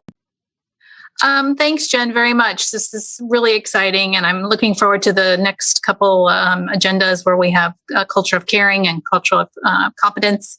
But thank you for all the work. I mean, this has been a long time coming, and to see where we are today is amazing, especially during the pandemic, the last year, and to continue to see our teacher leadership team working on this behind the scenes. And our community needs to know that yes, we're getting kids back into class and we're struggling through all of the things we struggled with, but behind the scenes, we are still working on teaching and learning and what the next phase is for NUSD. And this is it. I mean, this is huge. Mm-hmm. So thank you very much for all the work. The proficiency scales, now that kind of tells us if a student has mastered the content, the concept, and you're going to get into more of the grading and stuff later on. Is that correct? I'll kind of wait for that to come.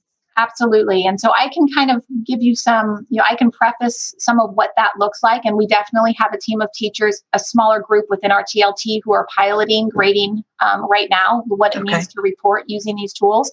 But we're learning as a group because it really needs to be developed by our teachers. I think the one thing we've learned a lot of things, but a few that have really stood out. First is having these tools in place and the work our TLT did last year really helped us a great deal during the shift to remote learning because we had these essentials and we could really focus on the things that we know we needed to highlight with our students to hopefully ease some of the gaps we might find in learning. The second is because of remote learning, our TLT has been facilitating self-selected professional development in little 1-hour chunks. And that is a system that is really working for our teachers. When something comes up, when they're piloting a new tool and they need some extra time, they talk to their TLT member proposes it to us, we set up a time and they're able to be compensated for that training.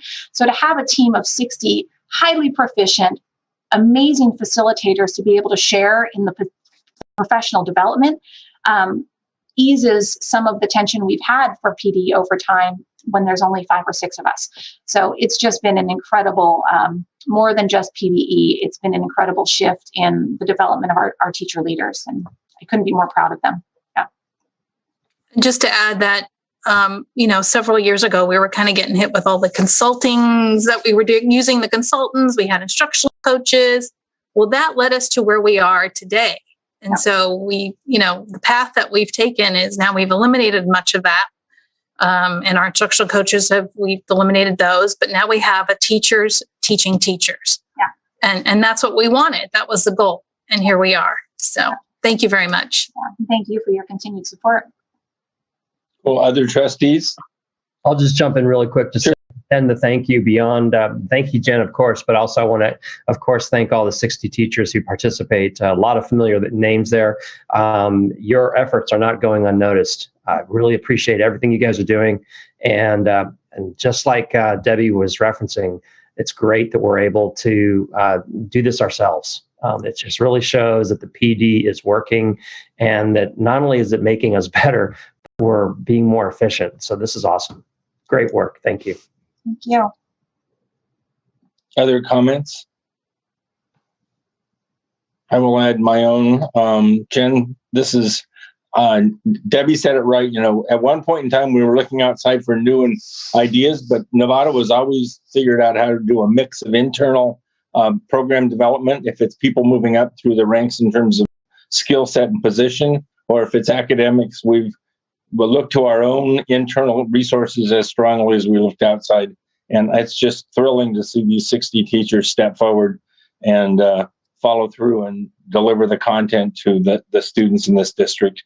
I'm proud to be part of a district where everybody in the program is a learner, not just the kid walking into the K-12 class for the very first K class for the very first time. Any other comments before we move to the next topic? With that, we'll move to the California Healthy Kids Youth Truth Survey results, item 13C. And Chris, do you want to take us, Superintendent Costa, do you want to lead us on this? Yeah, happy to turn this over to Director Leslie Benjamin and Coordinator Katie Cobb-Van-Husen, who will be tackling this agenda item for us. Thank you. Thank you, Dr. Koska, and hello, board members. I'm going to share my screen. There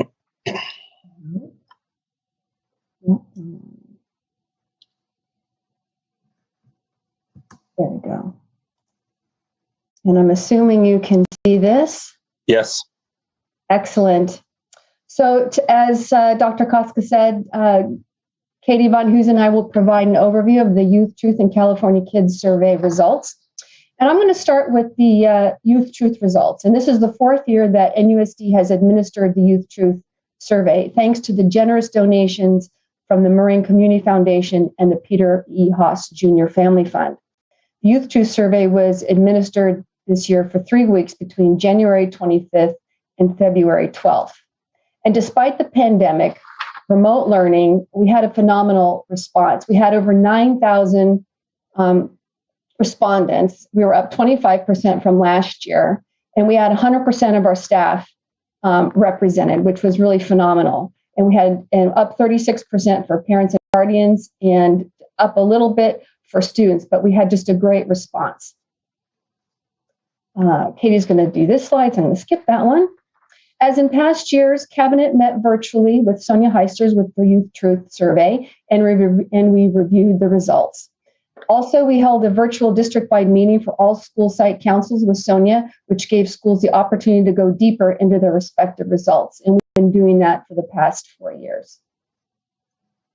Accessing the survey results are open to the public and can be accessed through these credentials. There's the website and the username and the password, so anyone can go in there and look at the results. If you've been in there, you know how comprehensive it is, and you just have to sort of take your time and just go one bit at a time because it's very overwhelming.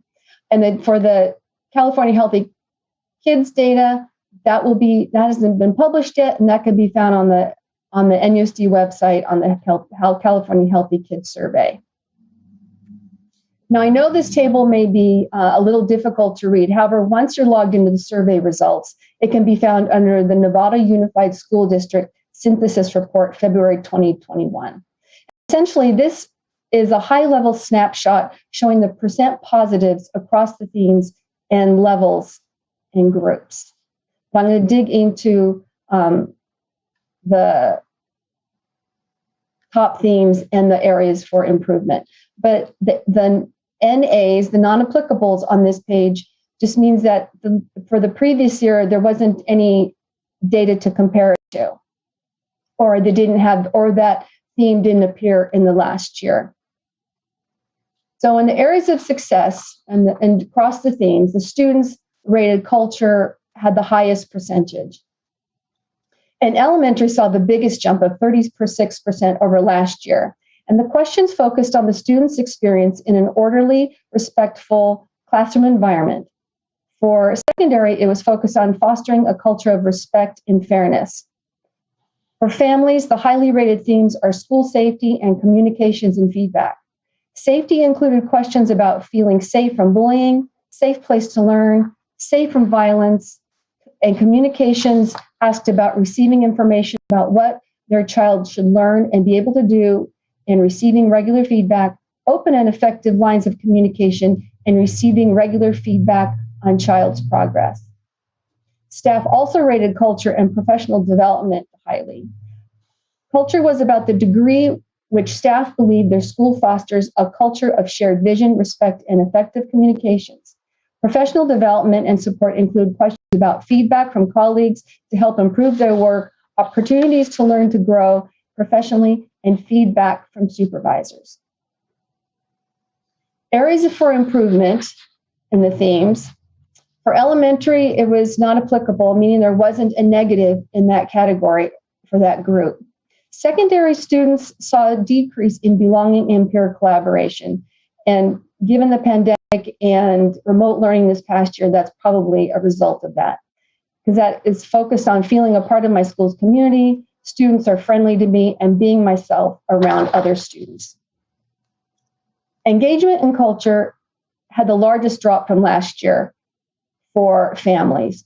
Engagement was centered around the degree which families are engaged in their school and empowered to influence decision-making. Culture addresses the degree which families believe their school fosters shared goals, respect, fairness, and diversity. Oops, let me go back. Staff. So middle and high school, there was non-applicable. There wasn't any negative. There wasn't any drops from the previous year. But they did see a slight decrease from last year in elementary. I mean, a 1%, but they still remain in the 75th to 100th percentile. This theme addresses how staff feel engaged in their work and empowered to influence their schools. Again, these results that I'm showing you right here are district-wide and a roll-up of all schools' results.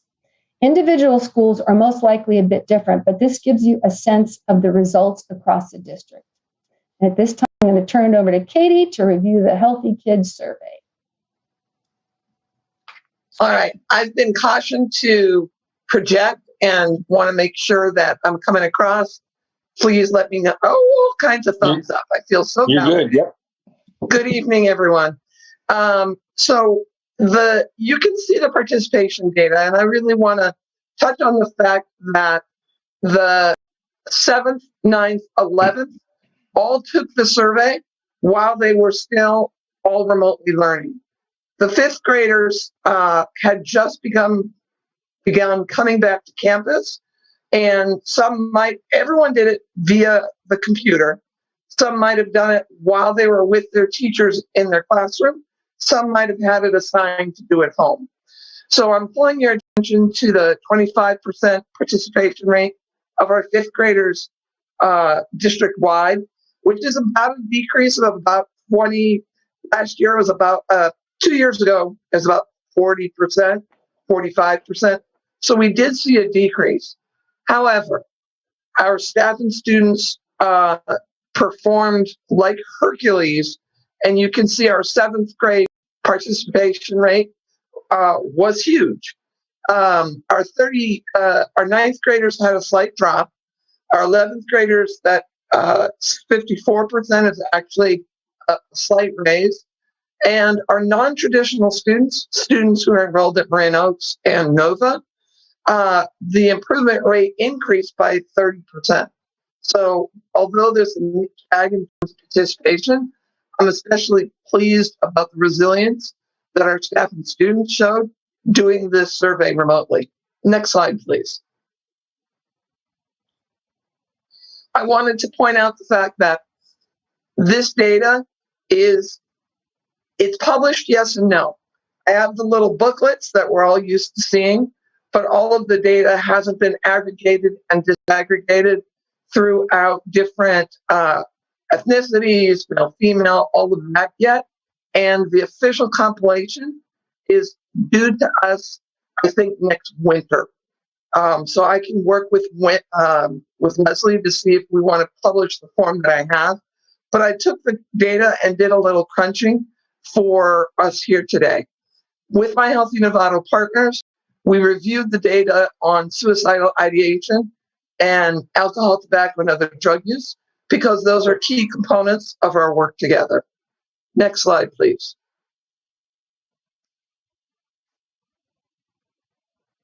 Next slide, please.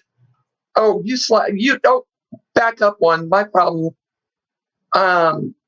This is what I call kind of my overview slide. And overall, we have a lot to feel good about. There are some areas of concern that I will lift up, but 78% of 5th graders responding to questions about school connectedness answered positively. That's twice the rate of response that we got when the survey was administered to 5th graders in 2017, 2018. And I think, we have a little triangulation of data because the data given to us by Leslie kind of sort of shows the same thing. In 2017-18, 50%, 1 out of 2 of our 5th graders reported being hit or pushed while at school. In the survey given in December, only 16%. Now, kids were only back on campus, but coupled with the information above it, I'm going to keep us in this path of we're heading in the right direction. There was a sharp decline in the reports of students claiming to have used alcohol, tobacco, and other drugs, and this is a place of great celebration.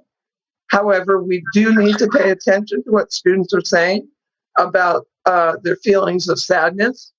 And we're going to get to some data that I've kind of put together for you. Next slide, please.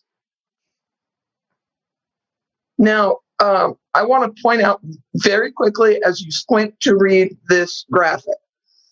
What we want to see in this graphic are bars that are getting higher, because this is secondary students reporting that they have not used vape products.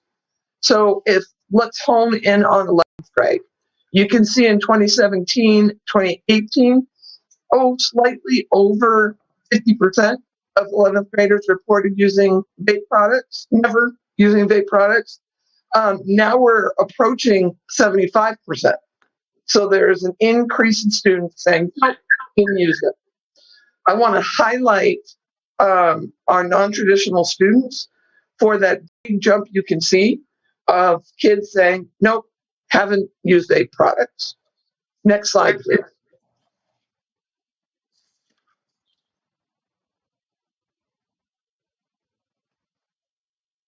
All right. Again, now this is one that we want to see the bars going down, because this is students saying, did you use any drugs in the last 30 days? And you can see that the orange bar in each of the demographics has gotten lower, and lower by some significant amounts. So again, this is, for us, I think, a real cause to celebrate. Again, because trends over time haven't been aggregated by Cal schools, this is me pulling reports from previous 4 years and comparing the data to the rough data that I have currently. Shelter in place, some negative Nellies might say, well, kids aren't in school, so they don't have the access that they used to. Well, you could also make the argument that maybe kids aren't supervised and have more leeway, and this is really our kids' resilience speaking through some very tough times. So very pleased with the data on alcohol, tobacco, and other drug use. Moving on to student mental health, and this is the piece that I wanted to highlight. Given the fact that the past year, there's been shared trauma by students and adults alike. So it is no wonder that we see a jump in students reporting feelings of sadness for, and note the wording that California Healthy Kids uses, felt so sad or hopeless almost every day for 2 weeks or more that you stop doing some usual activity. I once asked my brother, who is a psychiatrist, when do you decide to medicate? And he said, when the feelings get in the way of people doing their everyday activity. So you could notice a big steep jump for our 11th, pretty much all across the board, except with our non-traditional students, who the rate of response has actually decreased from what they were reporting in 2017, 2018. So there's some work going on there that we as a district entire can look at to see how can we make similar models work at other schools. And finally, on to the last data slide. This one is a wee bit mixed, and it's students reporting seriously considering attempting suicide in the past 12 months. And I don't know what generalizations you can make about 9th and 11th. I will tell you that I believe this is the first time that this question was used for 7th graders. So the reason you see a lone bar standing there is this data was not asked in previous iterations of the survey. Once again, please bring your attention to our non-traditional students whose reported rate of feeling suicidal has significantly dropped compared to what it was in 2017, 2018. And I want to end where Leslie began on the last slide, please. Putting together this data is no mean feat. And it starts and ends with our families and students and faculty. To have students and faculty who are already stressed to the limits in negotiating remote learning and navigating digital tools, to have the rates of response that we did for both of these surveys are outstanding. So I wanted to pull them out for an especial thank you. As always, our funders who support our ability to give the Youth Truth Survey, the Marin Community Foundation funding our elementary Youth Truth, and the Peter E. Haas Junior Family Fund funding not just the Youth Truth Survey, but the Healthy Novato Initiative and our partners that I list there in addressing issues of alcohol, tobacco, and other drug use, and mental wellness, reduction of suicide for our youth. So I bring this to a close, and I clocked us. We did our 15 minutes, Leslie. Great, thank you. Are there, Leslie, do you want to have any final comments before we ask the board for questions? No, I just want to thank all of our students, family, and staff for completing these surveys and for reviewing this overview of results. And maybe you have the time to dig into deeper, or for the families out there to check in with your principal and site council to look at your own school's results. Thank you very much. I think that's really good advice. That it's there's a local dimension to every one of these pieces of data, so that's wonderful. So, questions from the board? Comments? I have a question. Leslie and Sure. Leslie, if you could stop screen sharing, that would be great. Thank you. So, Marie? Yes, thank you so much. So lots of hard work, great information. Thank you, very clear. I have a question on page 9, and it was the drugs, the alcohol and tobacco was not as used as much, and you talk about other drugs and how it has declined. I'm wondering about the other drugs. What would those be? Would that include vaping? And this question is to whoever wants to answer. The way I read the question, Trustee Aguilera, is they asked the students, did you put into your body any drugs? They did not specifically say, did you vape them, smoke them, inject them, take pills? They do make a point of pulling out vape use as its own statistic, which is, I have lost track whether it's a slide up or a slide down from the data of used any drugs last. I think it's the slide up. So they specifically asked a question about used any vape products. So for those students, because we know there's a lot of students that don't believe that vaping is a drug,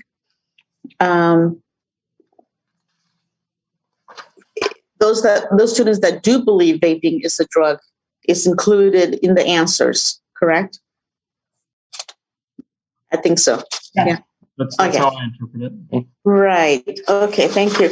And then I have another question. When throughout the data, you talk about non-traditional students. Can you be a little more specific about? So it's the 7th, 9th, and 11th graders. And when you say non-traditional students, can you tell me a little bit more about who those students were? Non-traditional students are students not enrolled in comprehensive schools. So that's why I was referring to Marin Oaks and to Nova. Mm-hmm. Although the requirement is only for 11th graders and 9th graders at the high school, Ms. Early chooses to survey all of the kids at Marin Oaks. So the data that you are seeing there is representative of her enrollment entire. Mm-hmm. And also 5th grade students from her Nova and any that are in that same program as they move forward into the high school grades. Okay, thank you. So any other students? So it was Marin Oaks, Nova. Any from outside as far as any this other? Is only administered to students enrolled in one of our schools. Okay. Yeah. Thank you so much. The other, Elizabeth, pardon me, Maria, are you, any other questions? No, perfect. Thank you. Oh, thank you very much. Oh, yes, I do. Okay, okay.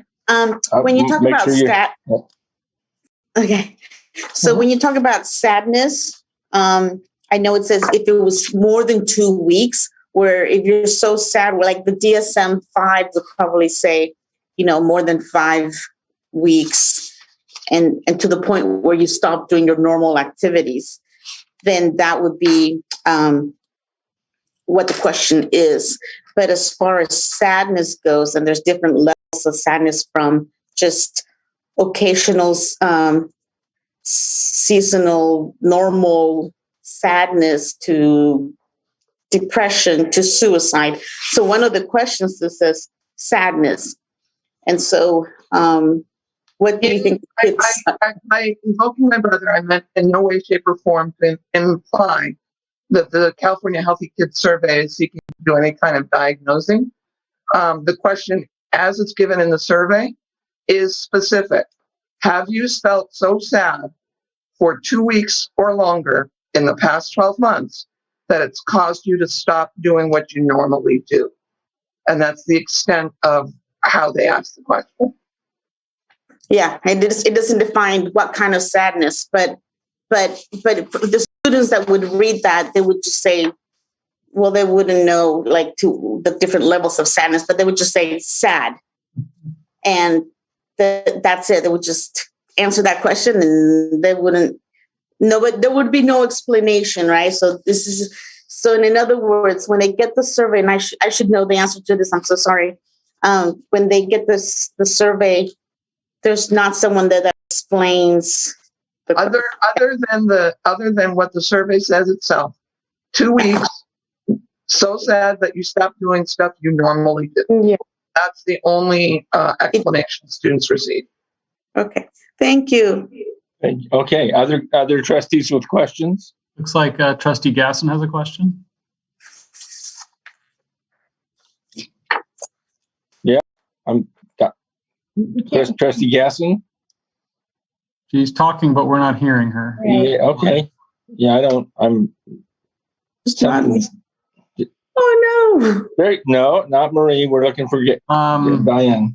If we can have somebody else go, and Diane, maybe if you can mask up and go share a room with somebody and see if they can hear you. And that it looks like put it in the chat and we can ask the question if you have to. What would it be without another sound issue? Anybody else? No. I see Diane is on the move, so she's phoning a friend. So can somebody else tell me they can? I hear Chris is one of the other trustees' audio working. I think it's a unique issue for Diane right now. So somebody give me a sound check. Yeah, I'm good. Okay, good. Thanks. Oh, she's back with a mask and a friend.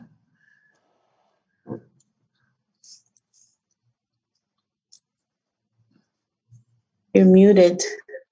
Yeah. Diane, you want to try unmuting and try again? Yeah, maybe it's not the computer. Maybe there's something, Okay, well, Diane is now gone, so I think she's logging out and logging back in. Okay.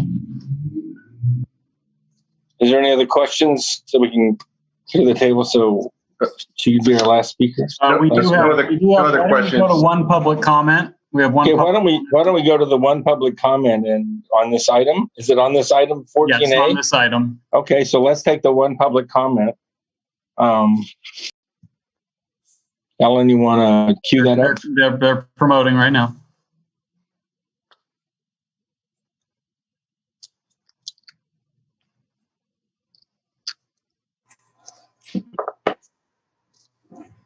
Go ahead, take it away, Maria.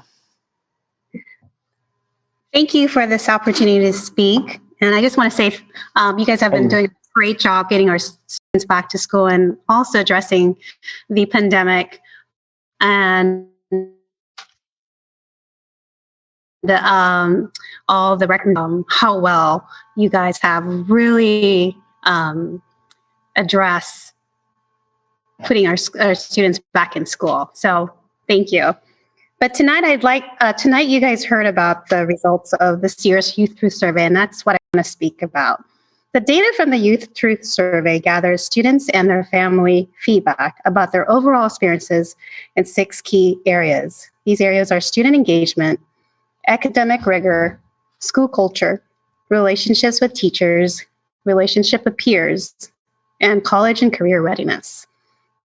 These unique data perspectives serve as a guide to school districts to make improvements as well as gain insights to their school community culture. The Youth Truth Survey data, I'll just call it YTS for short, along with enrollment, budget, and test scores measures how effective the school community is providing a successful educational journey for all students. The process of choosing an elementary school for closure is one that is difficult and disheartening for the entire community, particularly to the students that are affected. During this process, I strongly encourage you to consider the YTS data in making this excruciatingly difficult decision. I am here to advocate for the community, for the Rancho community, as I am a mom to a 3rd grader and an 8th grade graduate from Rancho. I want to highlight some key data findings from the YTS and why it's important to keep Rancho Elementary School open. 1, Rancho stands out as one of the strongest communities within Novato School District. Overall, district numbers show declining engagement due to the pandemic, whereas Rancho's numbers have only improved. Secondly, Rancho has one of the highest levels of engagement and strongest relationships among the elementary schools. This is because Rancho fosters strong relationships based on respect, care, and approachability. Families and students alike feel supported and strongly connected to the school and their teachers. Thirdly, Rancho families are most likely to recommend their school to other parents out of all elementary schools in the district. The 4th thing I'd like to talk about is Rancho has the highest and strongest ranking for high quality education by families. And lastly, Rancho is a well-run institution. It is ranked number 1 among elementary schools in the district according to family responses. That makes it an ideal candidate for expansion, having a solid foundation. Right, Maria, that's your 3 minutes. Thank you. Yeah, sorry, we're just time boxing stuff. So thank you for your comments, Maria. You can always submit them in writing and we will review them. Thank you.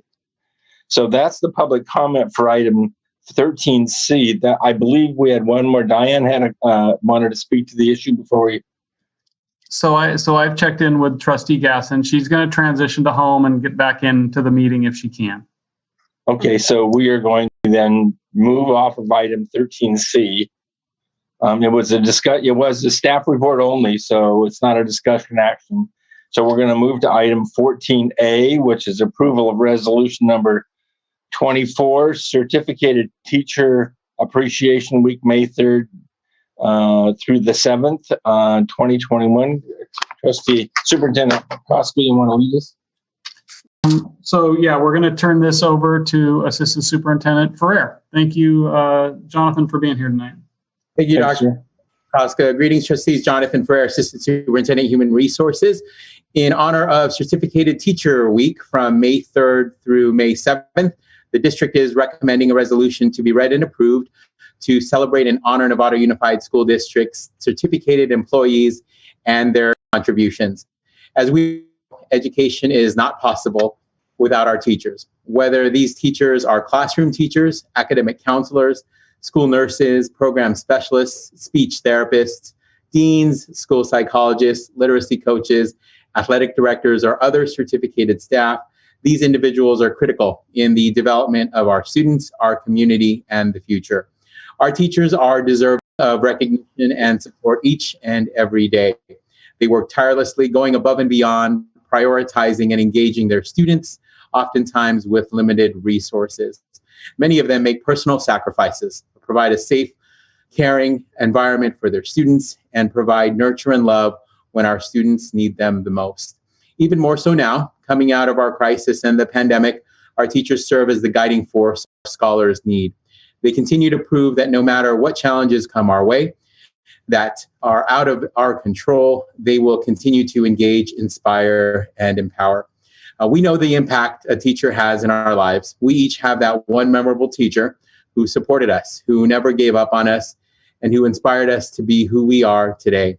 Let us remember who that person is for us, because each of our teachers is that person for one of our scholars. We are all proof of the importance and impact teachers make. We see it in ourselves every day. So this evening, let us recognize and honor formally our Novato Unified School District's classroom teachers, academic counselors, school nurses, program specialists, athletic directors, literacy coaches, speech therapists, deans, school psychologists, and other certificated staff across our district that provide a culture of care, a culture of competence, and a culture of excellence to our organization. The resolution reads as follows. I just want to bear with me 1 second. Screen.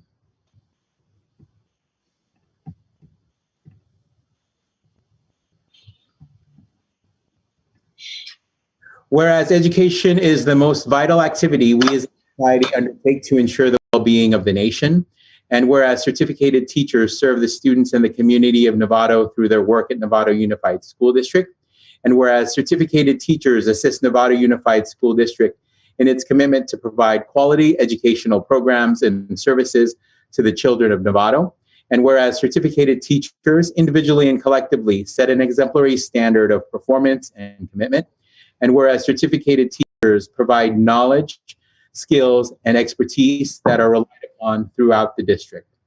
Whereas the Novato Unified School District further acknowledges the challenges faced by our certificated teachers during the current unprecedented global pandemic that has forced schools to provide student instruction through distance learning, in-person learning, and hybrid classrooms. Whereas the Novato Unified School District is fortunate to have a team of skilled certificated teachers who have taken on the role of essential workers, making it possible for students to continue to learn during this uncertain time. Now, therefore, be it resolved that the Novato Unified School District Board of Education express its gratitude and commend all certificated employees for their services to Novato Unified School District, and join the nation in designating the week of May 3rd through May 7th, 2021 as Certificated Teacher Week. Be it further resolved, the Novato Unified School District Board of Education encourages activities to recognize and honor certificated staff members during these dates. Thank you, sir. Are there any comments from the board? Otherwise, I will accept a motion to approve. I'll make a motion that we accept resolution number 24, 2021, Certificated Teacher Appreciation Week of 4/20/2021. I have a motion from Marie and a second from Trustee Butler. Trustee Butler is the second. Okay, thank you. I'm working on a small screen. So with that, we'll take a vote, and all in favor? Any opposed? Looks like we're at 6-0. Yes, and one absent. Okay. Thank you very much, Jonathan. Thank you very much for your support on this item. We're moving to item 14B, approval of Novato Unified School District new courses. Superintendent Koska. Yeah, super pleased to have our interim director of student success, Amanda Davis, here to talk with us about some new course outlines. We always want to make sure we're keeping current with our course outlines, keeping our high school students learning at their best. And a lot of hard work's gone into this. I appreciate Director Davis being here to share this information with us. Thank you.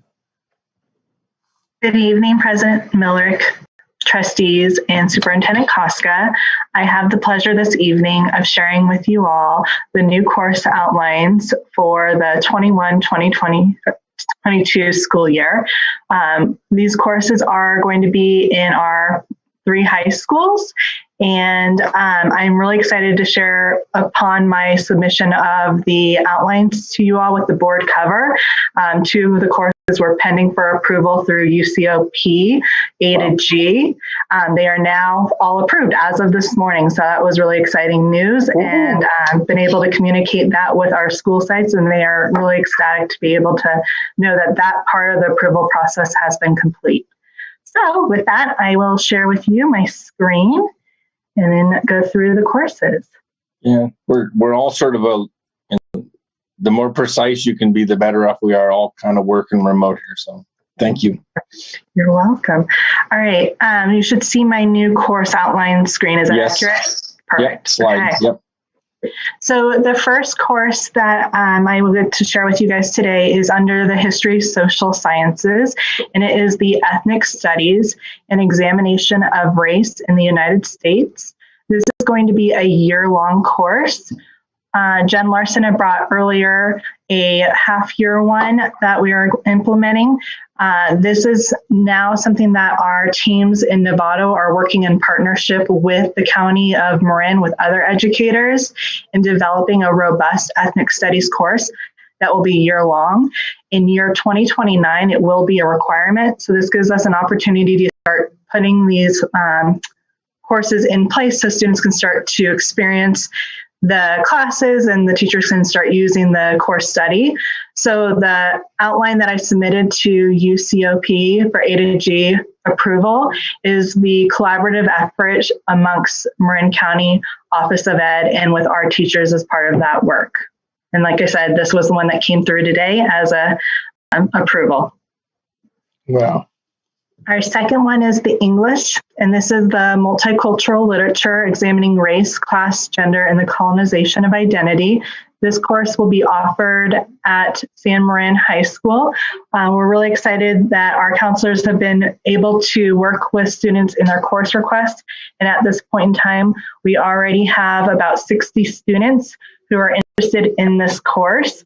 This is really relevant to current times. It provides us an opportunity to enable some powerful learning opportunities to gain a better understanding of both students' own culture and cultures of others. So we're excited to be able to offer this course.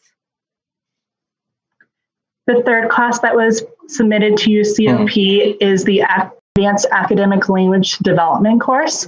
This is for our EL students.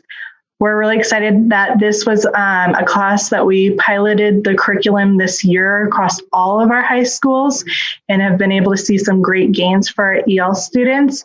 And this ELD program is one of the only ones in California that has been approved for our students to receive A to G credits. This is really great news for our EL students to be able to receive the A to G credit in the elective category. And then the fourth one is a continuation of the CTE pathway at Novato High School. This one is the Video Game Design and Development 3. Currently this year we have been offering Video Game 1 and 2. It has been highly sought after, and we've got quite a few course requests of our incoming ninth graders who are excited about this pathway. So while this is only in its current first year of development in the pathway, we're really excited. We've got a few students who are ready for that Development 3 course to continue that progression in it, and then they'll be able to complete the completer next year once we put that forward through UCOP A to G. So with that, those are the 4 courses that NUSD has been able to share, and at this time, I welcome your comments or questions. Questions from trustees? I can't see you guys, so you're gonna have to speak up. I'll let you know. I'm looking. I'll just say these are great courses. I mean, this is. I mean, we get this every year. This happens, and this is one of the good years where we've got some good stuff that we're adding. So it's exciting to see. Thank you, Amanda, and have the ethnic studies now be a 1-year course is great. And we morphed into that, and we've done so much work with the county consort. I guess you can say county group across the high school districts. That's collaboration that, we're always getting concerns about that, collaborating with the districts in our county. And this is just an example of that, of good work happening. So thank you for presenting this. Other comments from trustees? Hearing and I'll none, make a motion. Make that a makes motion? it easy. Yep, I'll make a motion. I'll second. Okay, Greg Nell second. Pardon me, Greg Max second. Thank you very much. And with that, we will, without objection, take a vote. All in favor? Chris, you can see. I assume we've got six in favor, 1 absent, and 1 absent. And let's record those so we know who was absent, because it's not now we don't know. Okay, and put them in the minutes. Thank you very much. President Okay. Miller? Yes. President Miller, I'm going to jump off my iPad and onto my phone because I'm down to just a few bars on my iPad. Okay, we're going to do Want me to bring Parcel you a Tax charger? Oversight Committee annual report next, and Laura's going to present. So that's what So you might miss. if you lose me, I'm going to come back on. Okay, so. right. Okay, Okay. thank you very much. So Superintendent Koski, you want to lead us into this item 14C? Yeah, happy to turn this over to Interim Assistant Superintendent. A lot of interims here tonight. Been a challenging year with some changes, but we've had some great ones, as you guys have seen tonight. So appreciative of people's flexibility and generosity. So we have Interim Assistant Superintendent Laura Fan, who's going to talk with us a little bit about the Parcel Tax Oversight Committee 2019-20 Annual Report. Thank you, Superintendent Kafka, and good evening, board. I'm going to take this opportunity to share my screen. You all should have already in your package a copy of the Parcel Tax Oversight Committee's annual report, but I think I would like to share this for your viewing. Parcel Tax Oversight Committee annual report is what I see. Yes, thank you. And also, this is sharing so that our audience have an opportunity to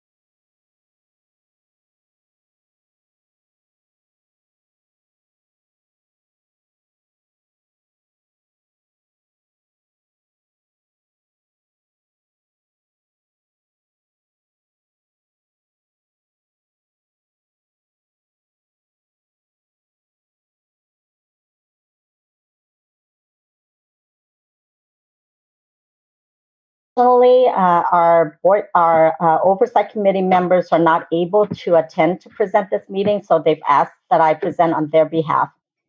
And I just want to take this moment to thank those special 4 members who are coming out this year. We will start to make efforts to recruit new members to this very important oversight committee. And with that, I present the Parcel Tax Oversight Committee's 2019-20 annual report for board approval. Thank you, Laura Fan. Questions from trustees? So I'm looking for questions. I don't see. If I could add something, I also want to thank the generosity of the Novato community that's allowed us to have this parcel tax that has served our community so well over time. I don't see any other questions. Okay, I'll add my comments and then I'll ask. Yes, Marie? I wanted. Yeah, thank you. I just wanted to say the same thing. Thank you for the community and for being generous. And I've said this. I'm not a fan of taxing, and but this is a fair tax, and it's done a lot of good. And I so glad that we have this community that has helped. And I want to thank the board for the committee members that have helped, and all the hard work, and Trustee Gasson. And so just wanted to say thank you. Okay, thank you very much. So I'll take a motion to approve. Comments? Do I have a motion? I'll move to accept. Trustee Nell moves. Yep. Okay, thank you, sir. And a second? I'll I can second it. Okay, Marie seconded. And who? Okay, with that, you have a second from Trustee Aguila. Okay, and all in favor of the motion? And I'm voting yes. And others, Chris, can you? Looks like we have a 7-0. 7-0. Denise, you're back with us. Congratulations. Diane is back. Yes. Diane. Okay. With that, thank you very much, Laura. Thank you for presenting in the absence of the chair. I know we had a conflict, so thank you, and thank you to the 4 members who are stepping off the work they've done on this committee that does such a great job of supporting our teachers in the classrooms. Okay, we're moving to item 14D, approval of scope of work adjustment to the Olive Modernization Project. And my trustee, our superintendent, Koska, do you want to lead this? Yeah, so happy to turn this over to Executive Director Mike Woolard to talk with us about some changes we need to make to our project at Olive. Thank you, Superintendent Koska. Good evening, trustees. I got to talk loud, but not too loud because I might upset my new neighbor there, President Milrick next door. So sorry for the echo. In a nutshell, we were preparing for the Olive Elementary School renovation project, modernization project, to start this summer.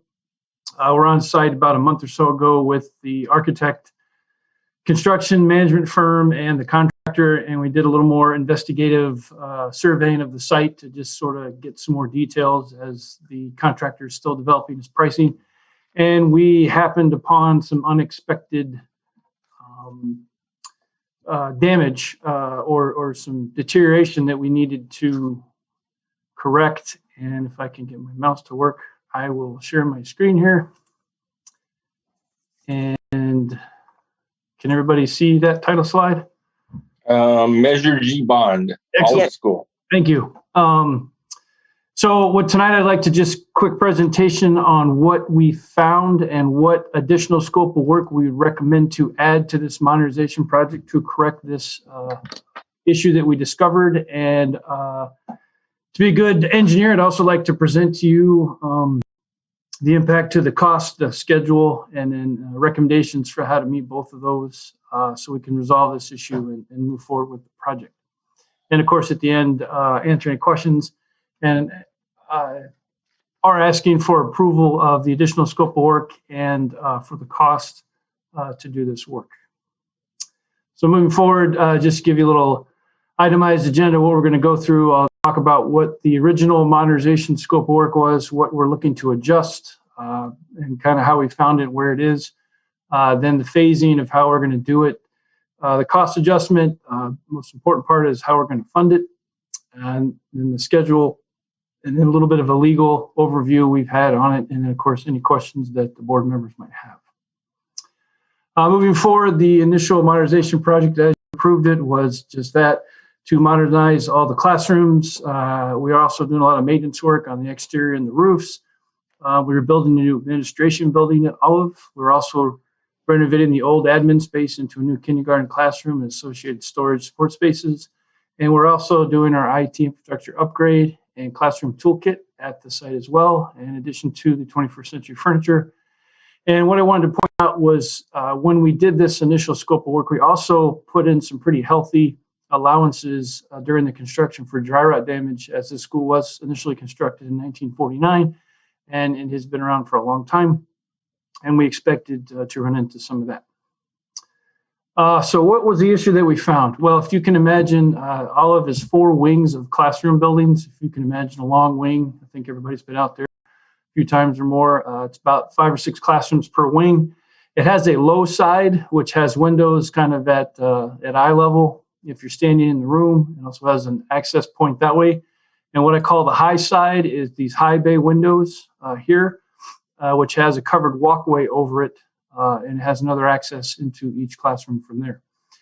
So what you're looking at is these high bay windows here. These are single pane windows that are not movable. Basically, it's just puttied into the frame, which is kind of an old school way of installing windows.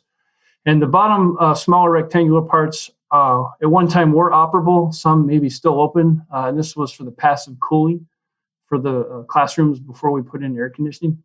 I just wanted to highlight, so the area we have an issue with is right along here. And as you can tell, or if you can't tell, this is a sloped roof that slopes from here back towards the building. Not what you typically want to see on how you drain a roof. So this brings water back to this connection point to the window wall. And we have scuppers spread out along here to collect the water and bring them down to downspouts that eventually get into our stormwater drainage system. So closer view, it's another wing, just give you a closer idea of where we're looking at. This is the area where we found significant damage to the wood through dry rot and water infiltration. And a little close up, so as I mentioned, the water drains from the high side to the low side here, and it's collected in these scuppers that go down. As you can tell, some of these are kind of full or blocked or partially blocked, and you can imagine over time, there's an issue with water flow, and you eventually get water that stands and goes up under. This piece right here is the metal flashing that's painted blue that protects the wood structure underneath it that the asphalt roof builds up into. This is just a piece of electrical conduit painted blue as well. This piece right here is the wood window framing below the small operable windows. It is wood, and as you can tell in this particular picture, it's got some surface dry rot peeling paint, and you can poke a pencil into there and go a little farther than you want it to. And then this is the bottom part of that lower operable window, and you can also see the same. It's wood framed, some dry rot and water issues there as well. So moving along, again, the water drains this way, not the way you want, and it seeps up under this flashing, and it's soaked wood over time, and has caused a lot more dry rot and water damage than we expected, to the point of we have failing structural members in sections of this along each classroom wing. And the concern is, as you can tell how this is constructed, if we stuck to our original scope of work and replaced this roof, we'd have to remove this flashing. If we remove the flashing, we're going to have to address this damaged piece of wood. There's really no way to replace that without impacting the windows. And as soon as you touch some of these old original windows, you would either break them or have to reinstall them. And reinstalling 7-year-old windows is not the smartest thing to do. And I think we would run into significant challenges and issues to do that work at that time. I also know that the windows, call it a COVID-related logistics impact. If you ordered a window today, it would arrive in October or November. We're to that point with some of these logistical supply impacts on materials, certain materials. Windows, unfortunately, is one of them. So even if we wanted to add this work this summer, we would not be able to get the supplies in time to do it over our summer construction period to make these classrooms usable for next academic school year. So again, the scope of work adjustment we are looking to do is take out those existing windows, and I'll go back a couple slides just to show. We would take out these 2 windows, and what we would do is come back and build a structural wood frame from this connection point of the walkway up to about here. So a little 12 to 18 inch pony wall, if you will, with some pressure treated lumber that's wood resistant. That would enable us to bring up much higher flashing to protect the structure a lot more than it currently is. And we'd come back and replace these single pane plate glass windows that are puttied in with more of a traditional double pane gas filled window that's framed, probably with PVC. So it's energy efficient. And then they would frame that in with a wood frame, so it's not just tacked in with putty to make it a more solid surface. And you allow sunlight into the room with a little bit less of a footprint for energy loss and heat through the sun. So that would be our additional scope of work. As I explained with the window supply issue, in addition to this requires obviously structural wall work. We need to go back to DSA for approval. We would need time to do that as well. So for that reason, we would need to perform this work over 2 summers. And our recommendation is divided into 2 phases. Phase 1 would continue with this summer's work, which would be re-roof all the top of the classroom buildings, do the modernization inside, continue with our new admin building, and the follow-on work with the old admin space, addressing the dry rot we see on the exterior siding and other work, continue with the IT upgrades and the furniture. And one of the adjustments we would do is we were supposed to put new blinds on all the windows. We would only do the lower windows this summer, and then we would do the upper windows the following summer when we replaced them. So that would be phase 1 this summer. And then coming back in phase 2 of summer 2022, we would re-roof the walkways that you saw, which included new gutters as well and trim. We would put in those new windows on that window wall. We would frame it in with that higher wall, as I explained, including new flashing and water resistance. Then we would do the new blinds on the inside and new wall covering on the inside where we had to replace the windows. And then we'd also take the time in between to submit this increased scope of work to DSA to go through the architect and structural engineer and get their approval so that we could proceed that way. Now here's the good part, or the serious part. This is estimated between $1.25 to $1.5 million additional project cost. It's based on current information, and the way we would approach this is through an amendment to our current leaseback contract. It's not a change order, so it doesn't impact that part of the project. It would be an amendment, in which case I think in the next board meeting or 2, I'll be coming to you with this total base rent costs for the modernization portion as it was originally scoped, and then I will come back with a additional TBR cost based, if approved by you tonight, the new scope of work adjustment. So you'd be getting 2 costs for this project. The reason I wanted to mention that kind of the range is right now, as I mentioned, we're experiencing what I call some COVID impacts on the logistics supply chain with material costs. Windows are one. If you've seen, the price of a construction piece of plywood has quadrupled in the last month. And I think everybody's seen the cost increase for gasoline over the last.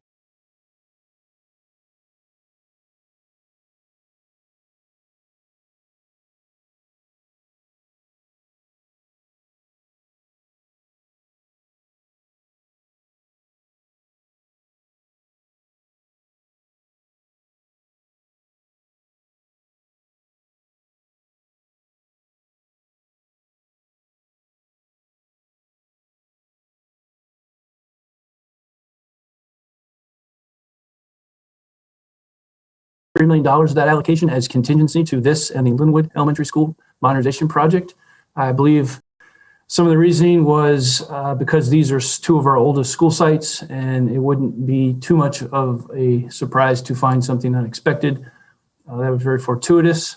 Our recommendation would be to take the $1.25 to $1.5 million increase out of this contingency pot, which would still leave about 1.5 or slightly more if we found anything else in the other project or the remaining part of this project. And again, that's out of Fund 22, the bond money.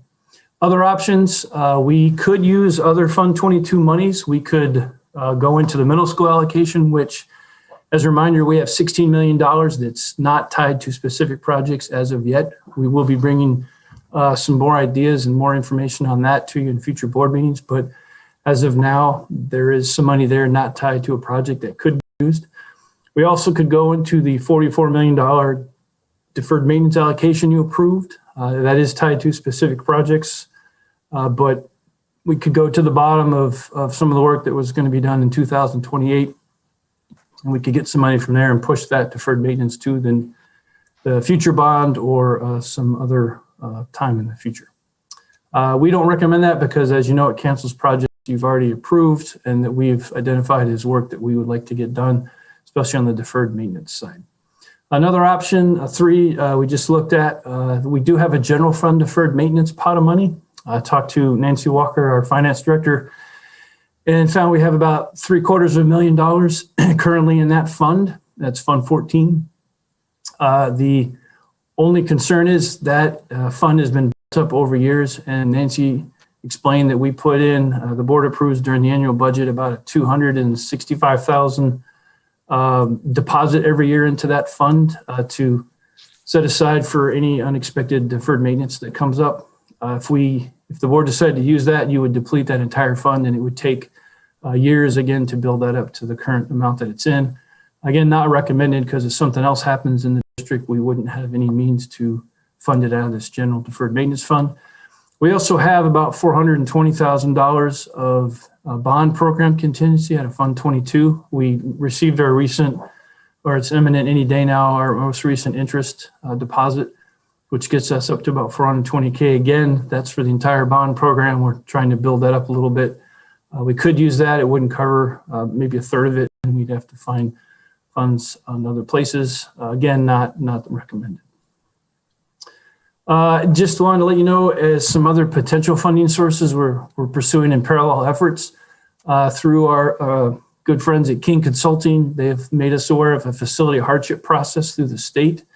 It is a pretty interesting application process. We are following now to see if we could possibly get some partial matching funds for this increase in project scope.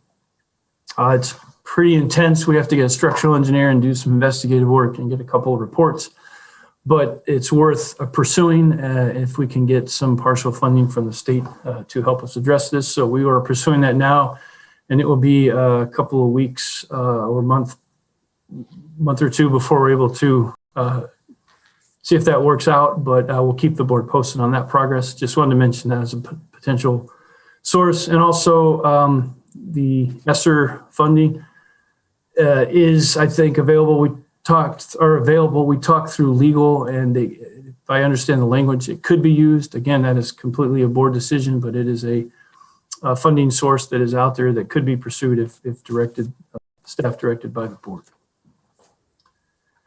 So legal input, lastly, we did talk with our friends at School and College Legal Services. And again, we explained the situation and the best way forward. And they definitely supported going with an increased scope of work option, using the existing lease back contract and just amend it so that we could stay with the same contractor. And then by doing the phasing over 2 summer construction periods, that helps us because right when they finish the last part of phase 1, it's right, I think, at the end of May, and we roll right into June of summer of 22. And we don't have to demobilize and mobilize them again. They just basically extend their contract another couple of months. So schedule wise, it works out pretty well. So with that, again, we're asking board approval of the increased scope of work. Again, staff recommends we do this work for site safety and just the damage we expect to further uncover as we take apart that roof and wall. And also seeking approval of the current estimate of $1.25 to $1.5 million. And again, we'll come back with more specific costs when we do the total base rent cost to the board at a future board meeting.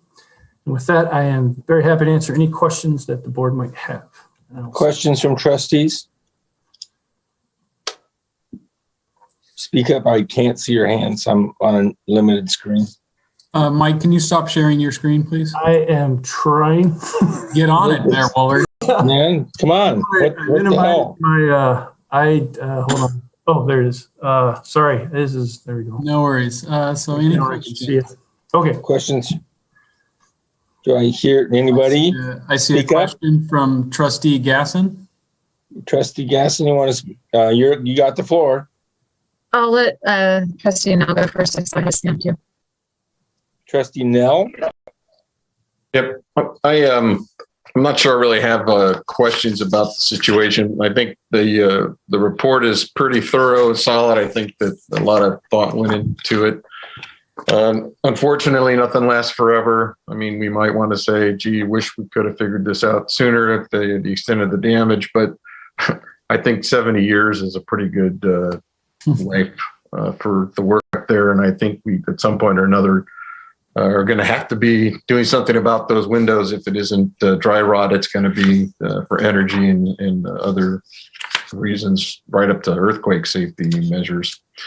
So from my perspective, I would support option one on the funding. I know there's still some questions out there. Then we probably should be prepared for some additional things to happen once we start to take that thing apart. But I think the options are well thought out, and if options 2 and 3, those are the types of things we would do if we didn't have option 1, in my opinion. I support any effort we can do with these hardship funding and emergency relief programs, but my experience with those are that they want to make sure we're tapped out and we have no other resources. And seeing as how we do have some resources, I'm not sure what kind of success we would have, but maybe Mike could comment on that. But it's not that I would abandon an application for that, but probably would want to, before I spend too much time on it, want to make sure that our chances were good to go ahead. I also think just, using the existing contractor, keeping the use with the lease back, just doing an amendment to that is just a solid way to proceed with the situation we're in. So I think the recommendation is solid, and that's what I would make a motion to pass. Yeah. So I have a motion. Do I have a second? I'll second. Okay. So Diane, you had a comment you wanted to offer? Diane, yes. You were next. Okay. I have a question. I have a comment. Did you look into, I know we've talked about bulletproof, and it wasn't mentioned in here. It said probably not bulletproof, but can you talk a little about that? I know we've had that conversation in person. No, good question. So first, these are high bay windows, so they're over the covered walkway. So you pretty much have to get on the roof of the building next door to even access these windows. There's really no direct line from the ground, so to speak. But to answer your question, Trustee Gillian, no, they're not bulletproof glass. It's going to be the current energy efficient, probably tinted, so that you can't see in on the daytime. And then we are putting shades on the inside, so you can put them down if there's any active shooter, that kind of thing. So we're addressing the safety concerns, just not able to afford the bulletproof glass. Yeah, I know that you're very good about addressing the safety, and I just wanted to bring that up because just so the people know that we've looked at everything. Absolutely. Other questions from trustees? So we have a motion. I have a motion from Greg and a second from Marie. Is there any other comments before we proceed? I think Diane is still waiting. Yeah. Okay. I thought there was somebody else. Diane. Sorry. I'm actually in agreement. I think we need to do the work, and I think it's important. My comments are more directed to, we haven't broken ground. We have a lot of other big projects coming down the pike that we want to do, and I still feel strongly that we should have some money left over for elementary, and it's becoming less and less likely that we can do that as we go through these projects, and the costs are going up, and we find other things. So it doesn't have to be tonight, but I just wanted to see if the rest of the board had any would support taking a look at the San Marin High School fields that we approved that was so much over budget beyond what we had originally agreed to. And I understand it looks like that could be coming in high as well. If you'd be open to having a discussion about just reorganizing the order of our projects and putting Olive and if we're doing Linwood and the kitchens first, and then seeing how we're doing at that point to continue with the fields. thinking stop the fields in their current state, put them on hold, whatever we've spent. And that's the topic you'd like to discuss with the board? Yeah, I mean, it doesn't have to be tonight, but I think that given we're already down on our reserves that we're left, we're looking at 1.2, 1.5 million for this. So the question comes, what does it take? And I guess I need some direction from the board. Normally, if we've discussed an item, we don't rediscuss it for a while, whatever a while means, 6 months or something. But if two trustees ask for an item to come back at a future agenda for review, then we've done that. So I guess I need some guidance from you guys. How do you want to consider this issue she's putting in front of us? I just don't think we're there yet. I mean, we have a contingency plan. We have contingency funds set aside. I think that we knew something like this was going to happen with these two schools, and the disruption and going back and starting over again. I think would be much more work than it's worth. So I'm trying to not have the discussion tonight. I'm trying to decide if we want to have the discussion. So it sounds like you're saying I don't see a reason. In favor of agendizing. I don't think it's a good idea to visit that suggestion. I'll add in too. There was a great deal of discussion that got us to where we are. We made those decisions based on that discussion with the community.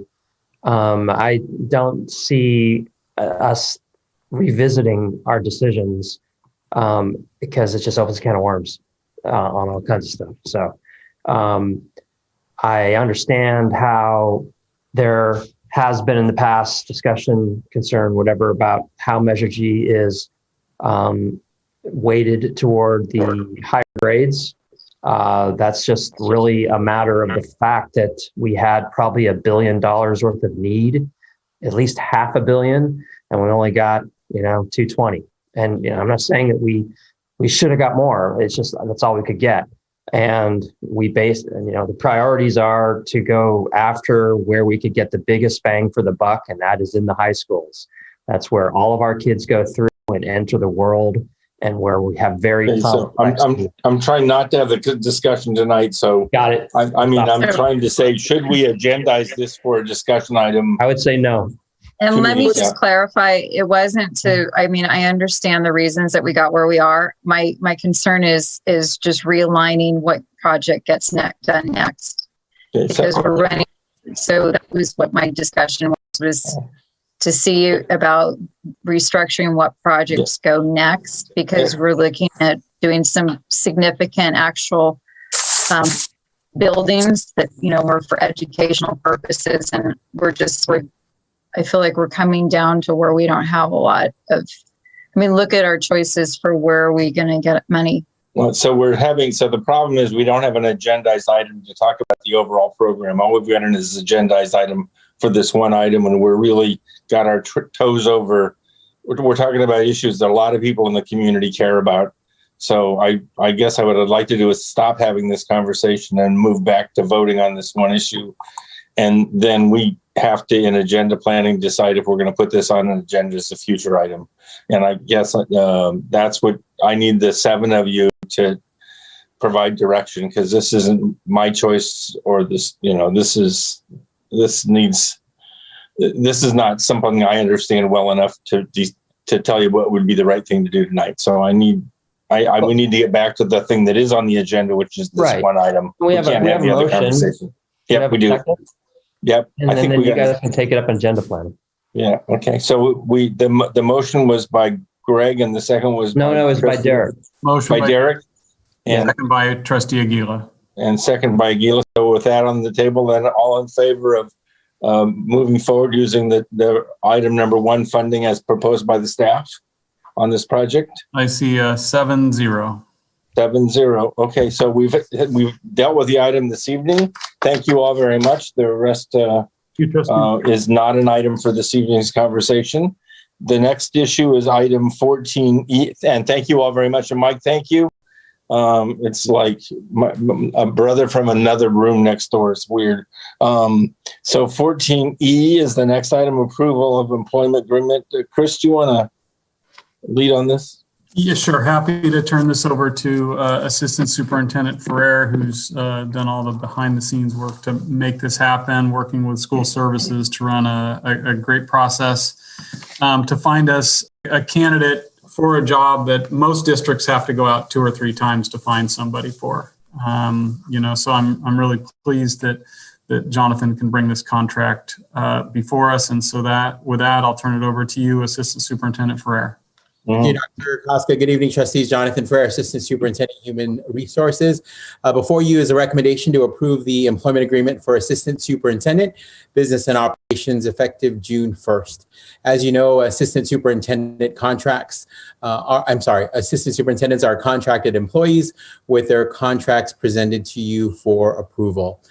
Our current interim Assistant Superintendent, Business and Operations, is formally contracted through the end of April. The district thanks and appreciates Laura Fan for her leadership and service, and appreciates any time in May she is able to provide the district.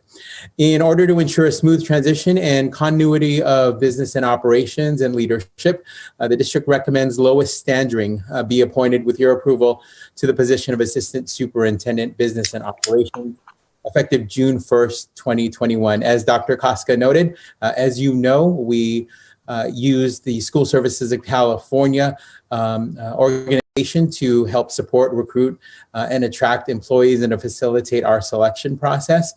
We are fortunate that process has yielded us Lois Standring for your consideration. So the district recommends the approval of the Assistant Superintendent Business and Operations Agreement. I can hear comments or take any questions about the contract that you might have. Thank you, sir. Questions from trustees?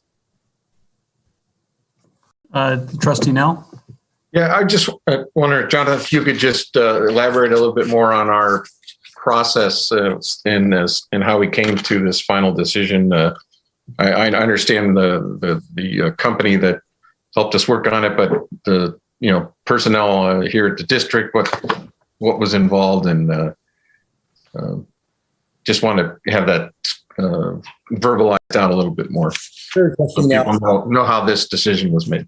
Absolutely. So School Services of California was retained by the district to conduct a recruitment and selection process on behalf of the district.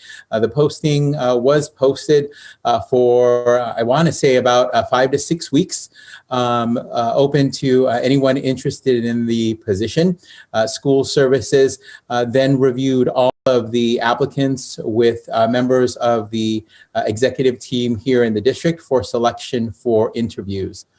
From there, once we identified a pool of candidates to interview, we had a panel representing our management employees, our classified employees, and our certificated employees through a interview process facilitated by School Services of California. That panel was charged with making a recommendation to the superintendent for finalists as a second round interview. Myself, Chris, as well as our interim assistant superintendent of educational services, then met with the finalists for the position and then selected one finalist to move forward and recommend to you this evening. Yeah, appreciate that. I just think it's a good idea to let the public know that we have a way of examining applicants thoroughly, and that it's a broad-based participation. So appreciate that. Thank you. Yeah, Any other questions? President Miller, I'd just like to let Trustee Nell know that this is similar to the process that we would have done normally. However, we wanted to leverage School Services because they do have access and a better system than we can possibly have in recruiting applicants for the position. They have a larger net to cast than we do through our traditional process. So that's why we use School Services, but everything would have been aligned with a similar process that we would have had in the district for any position that we were going to select for.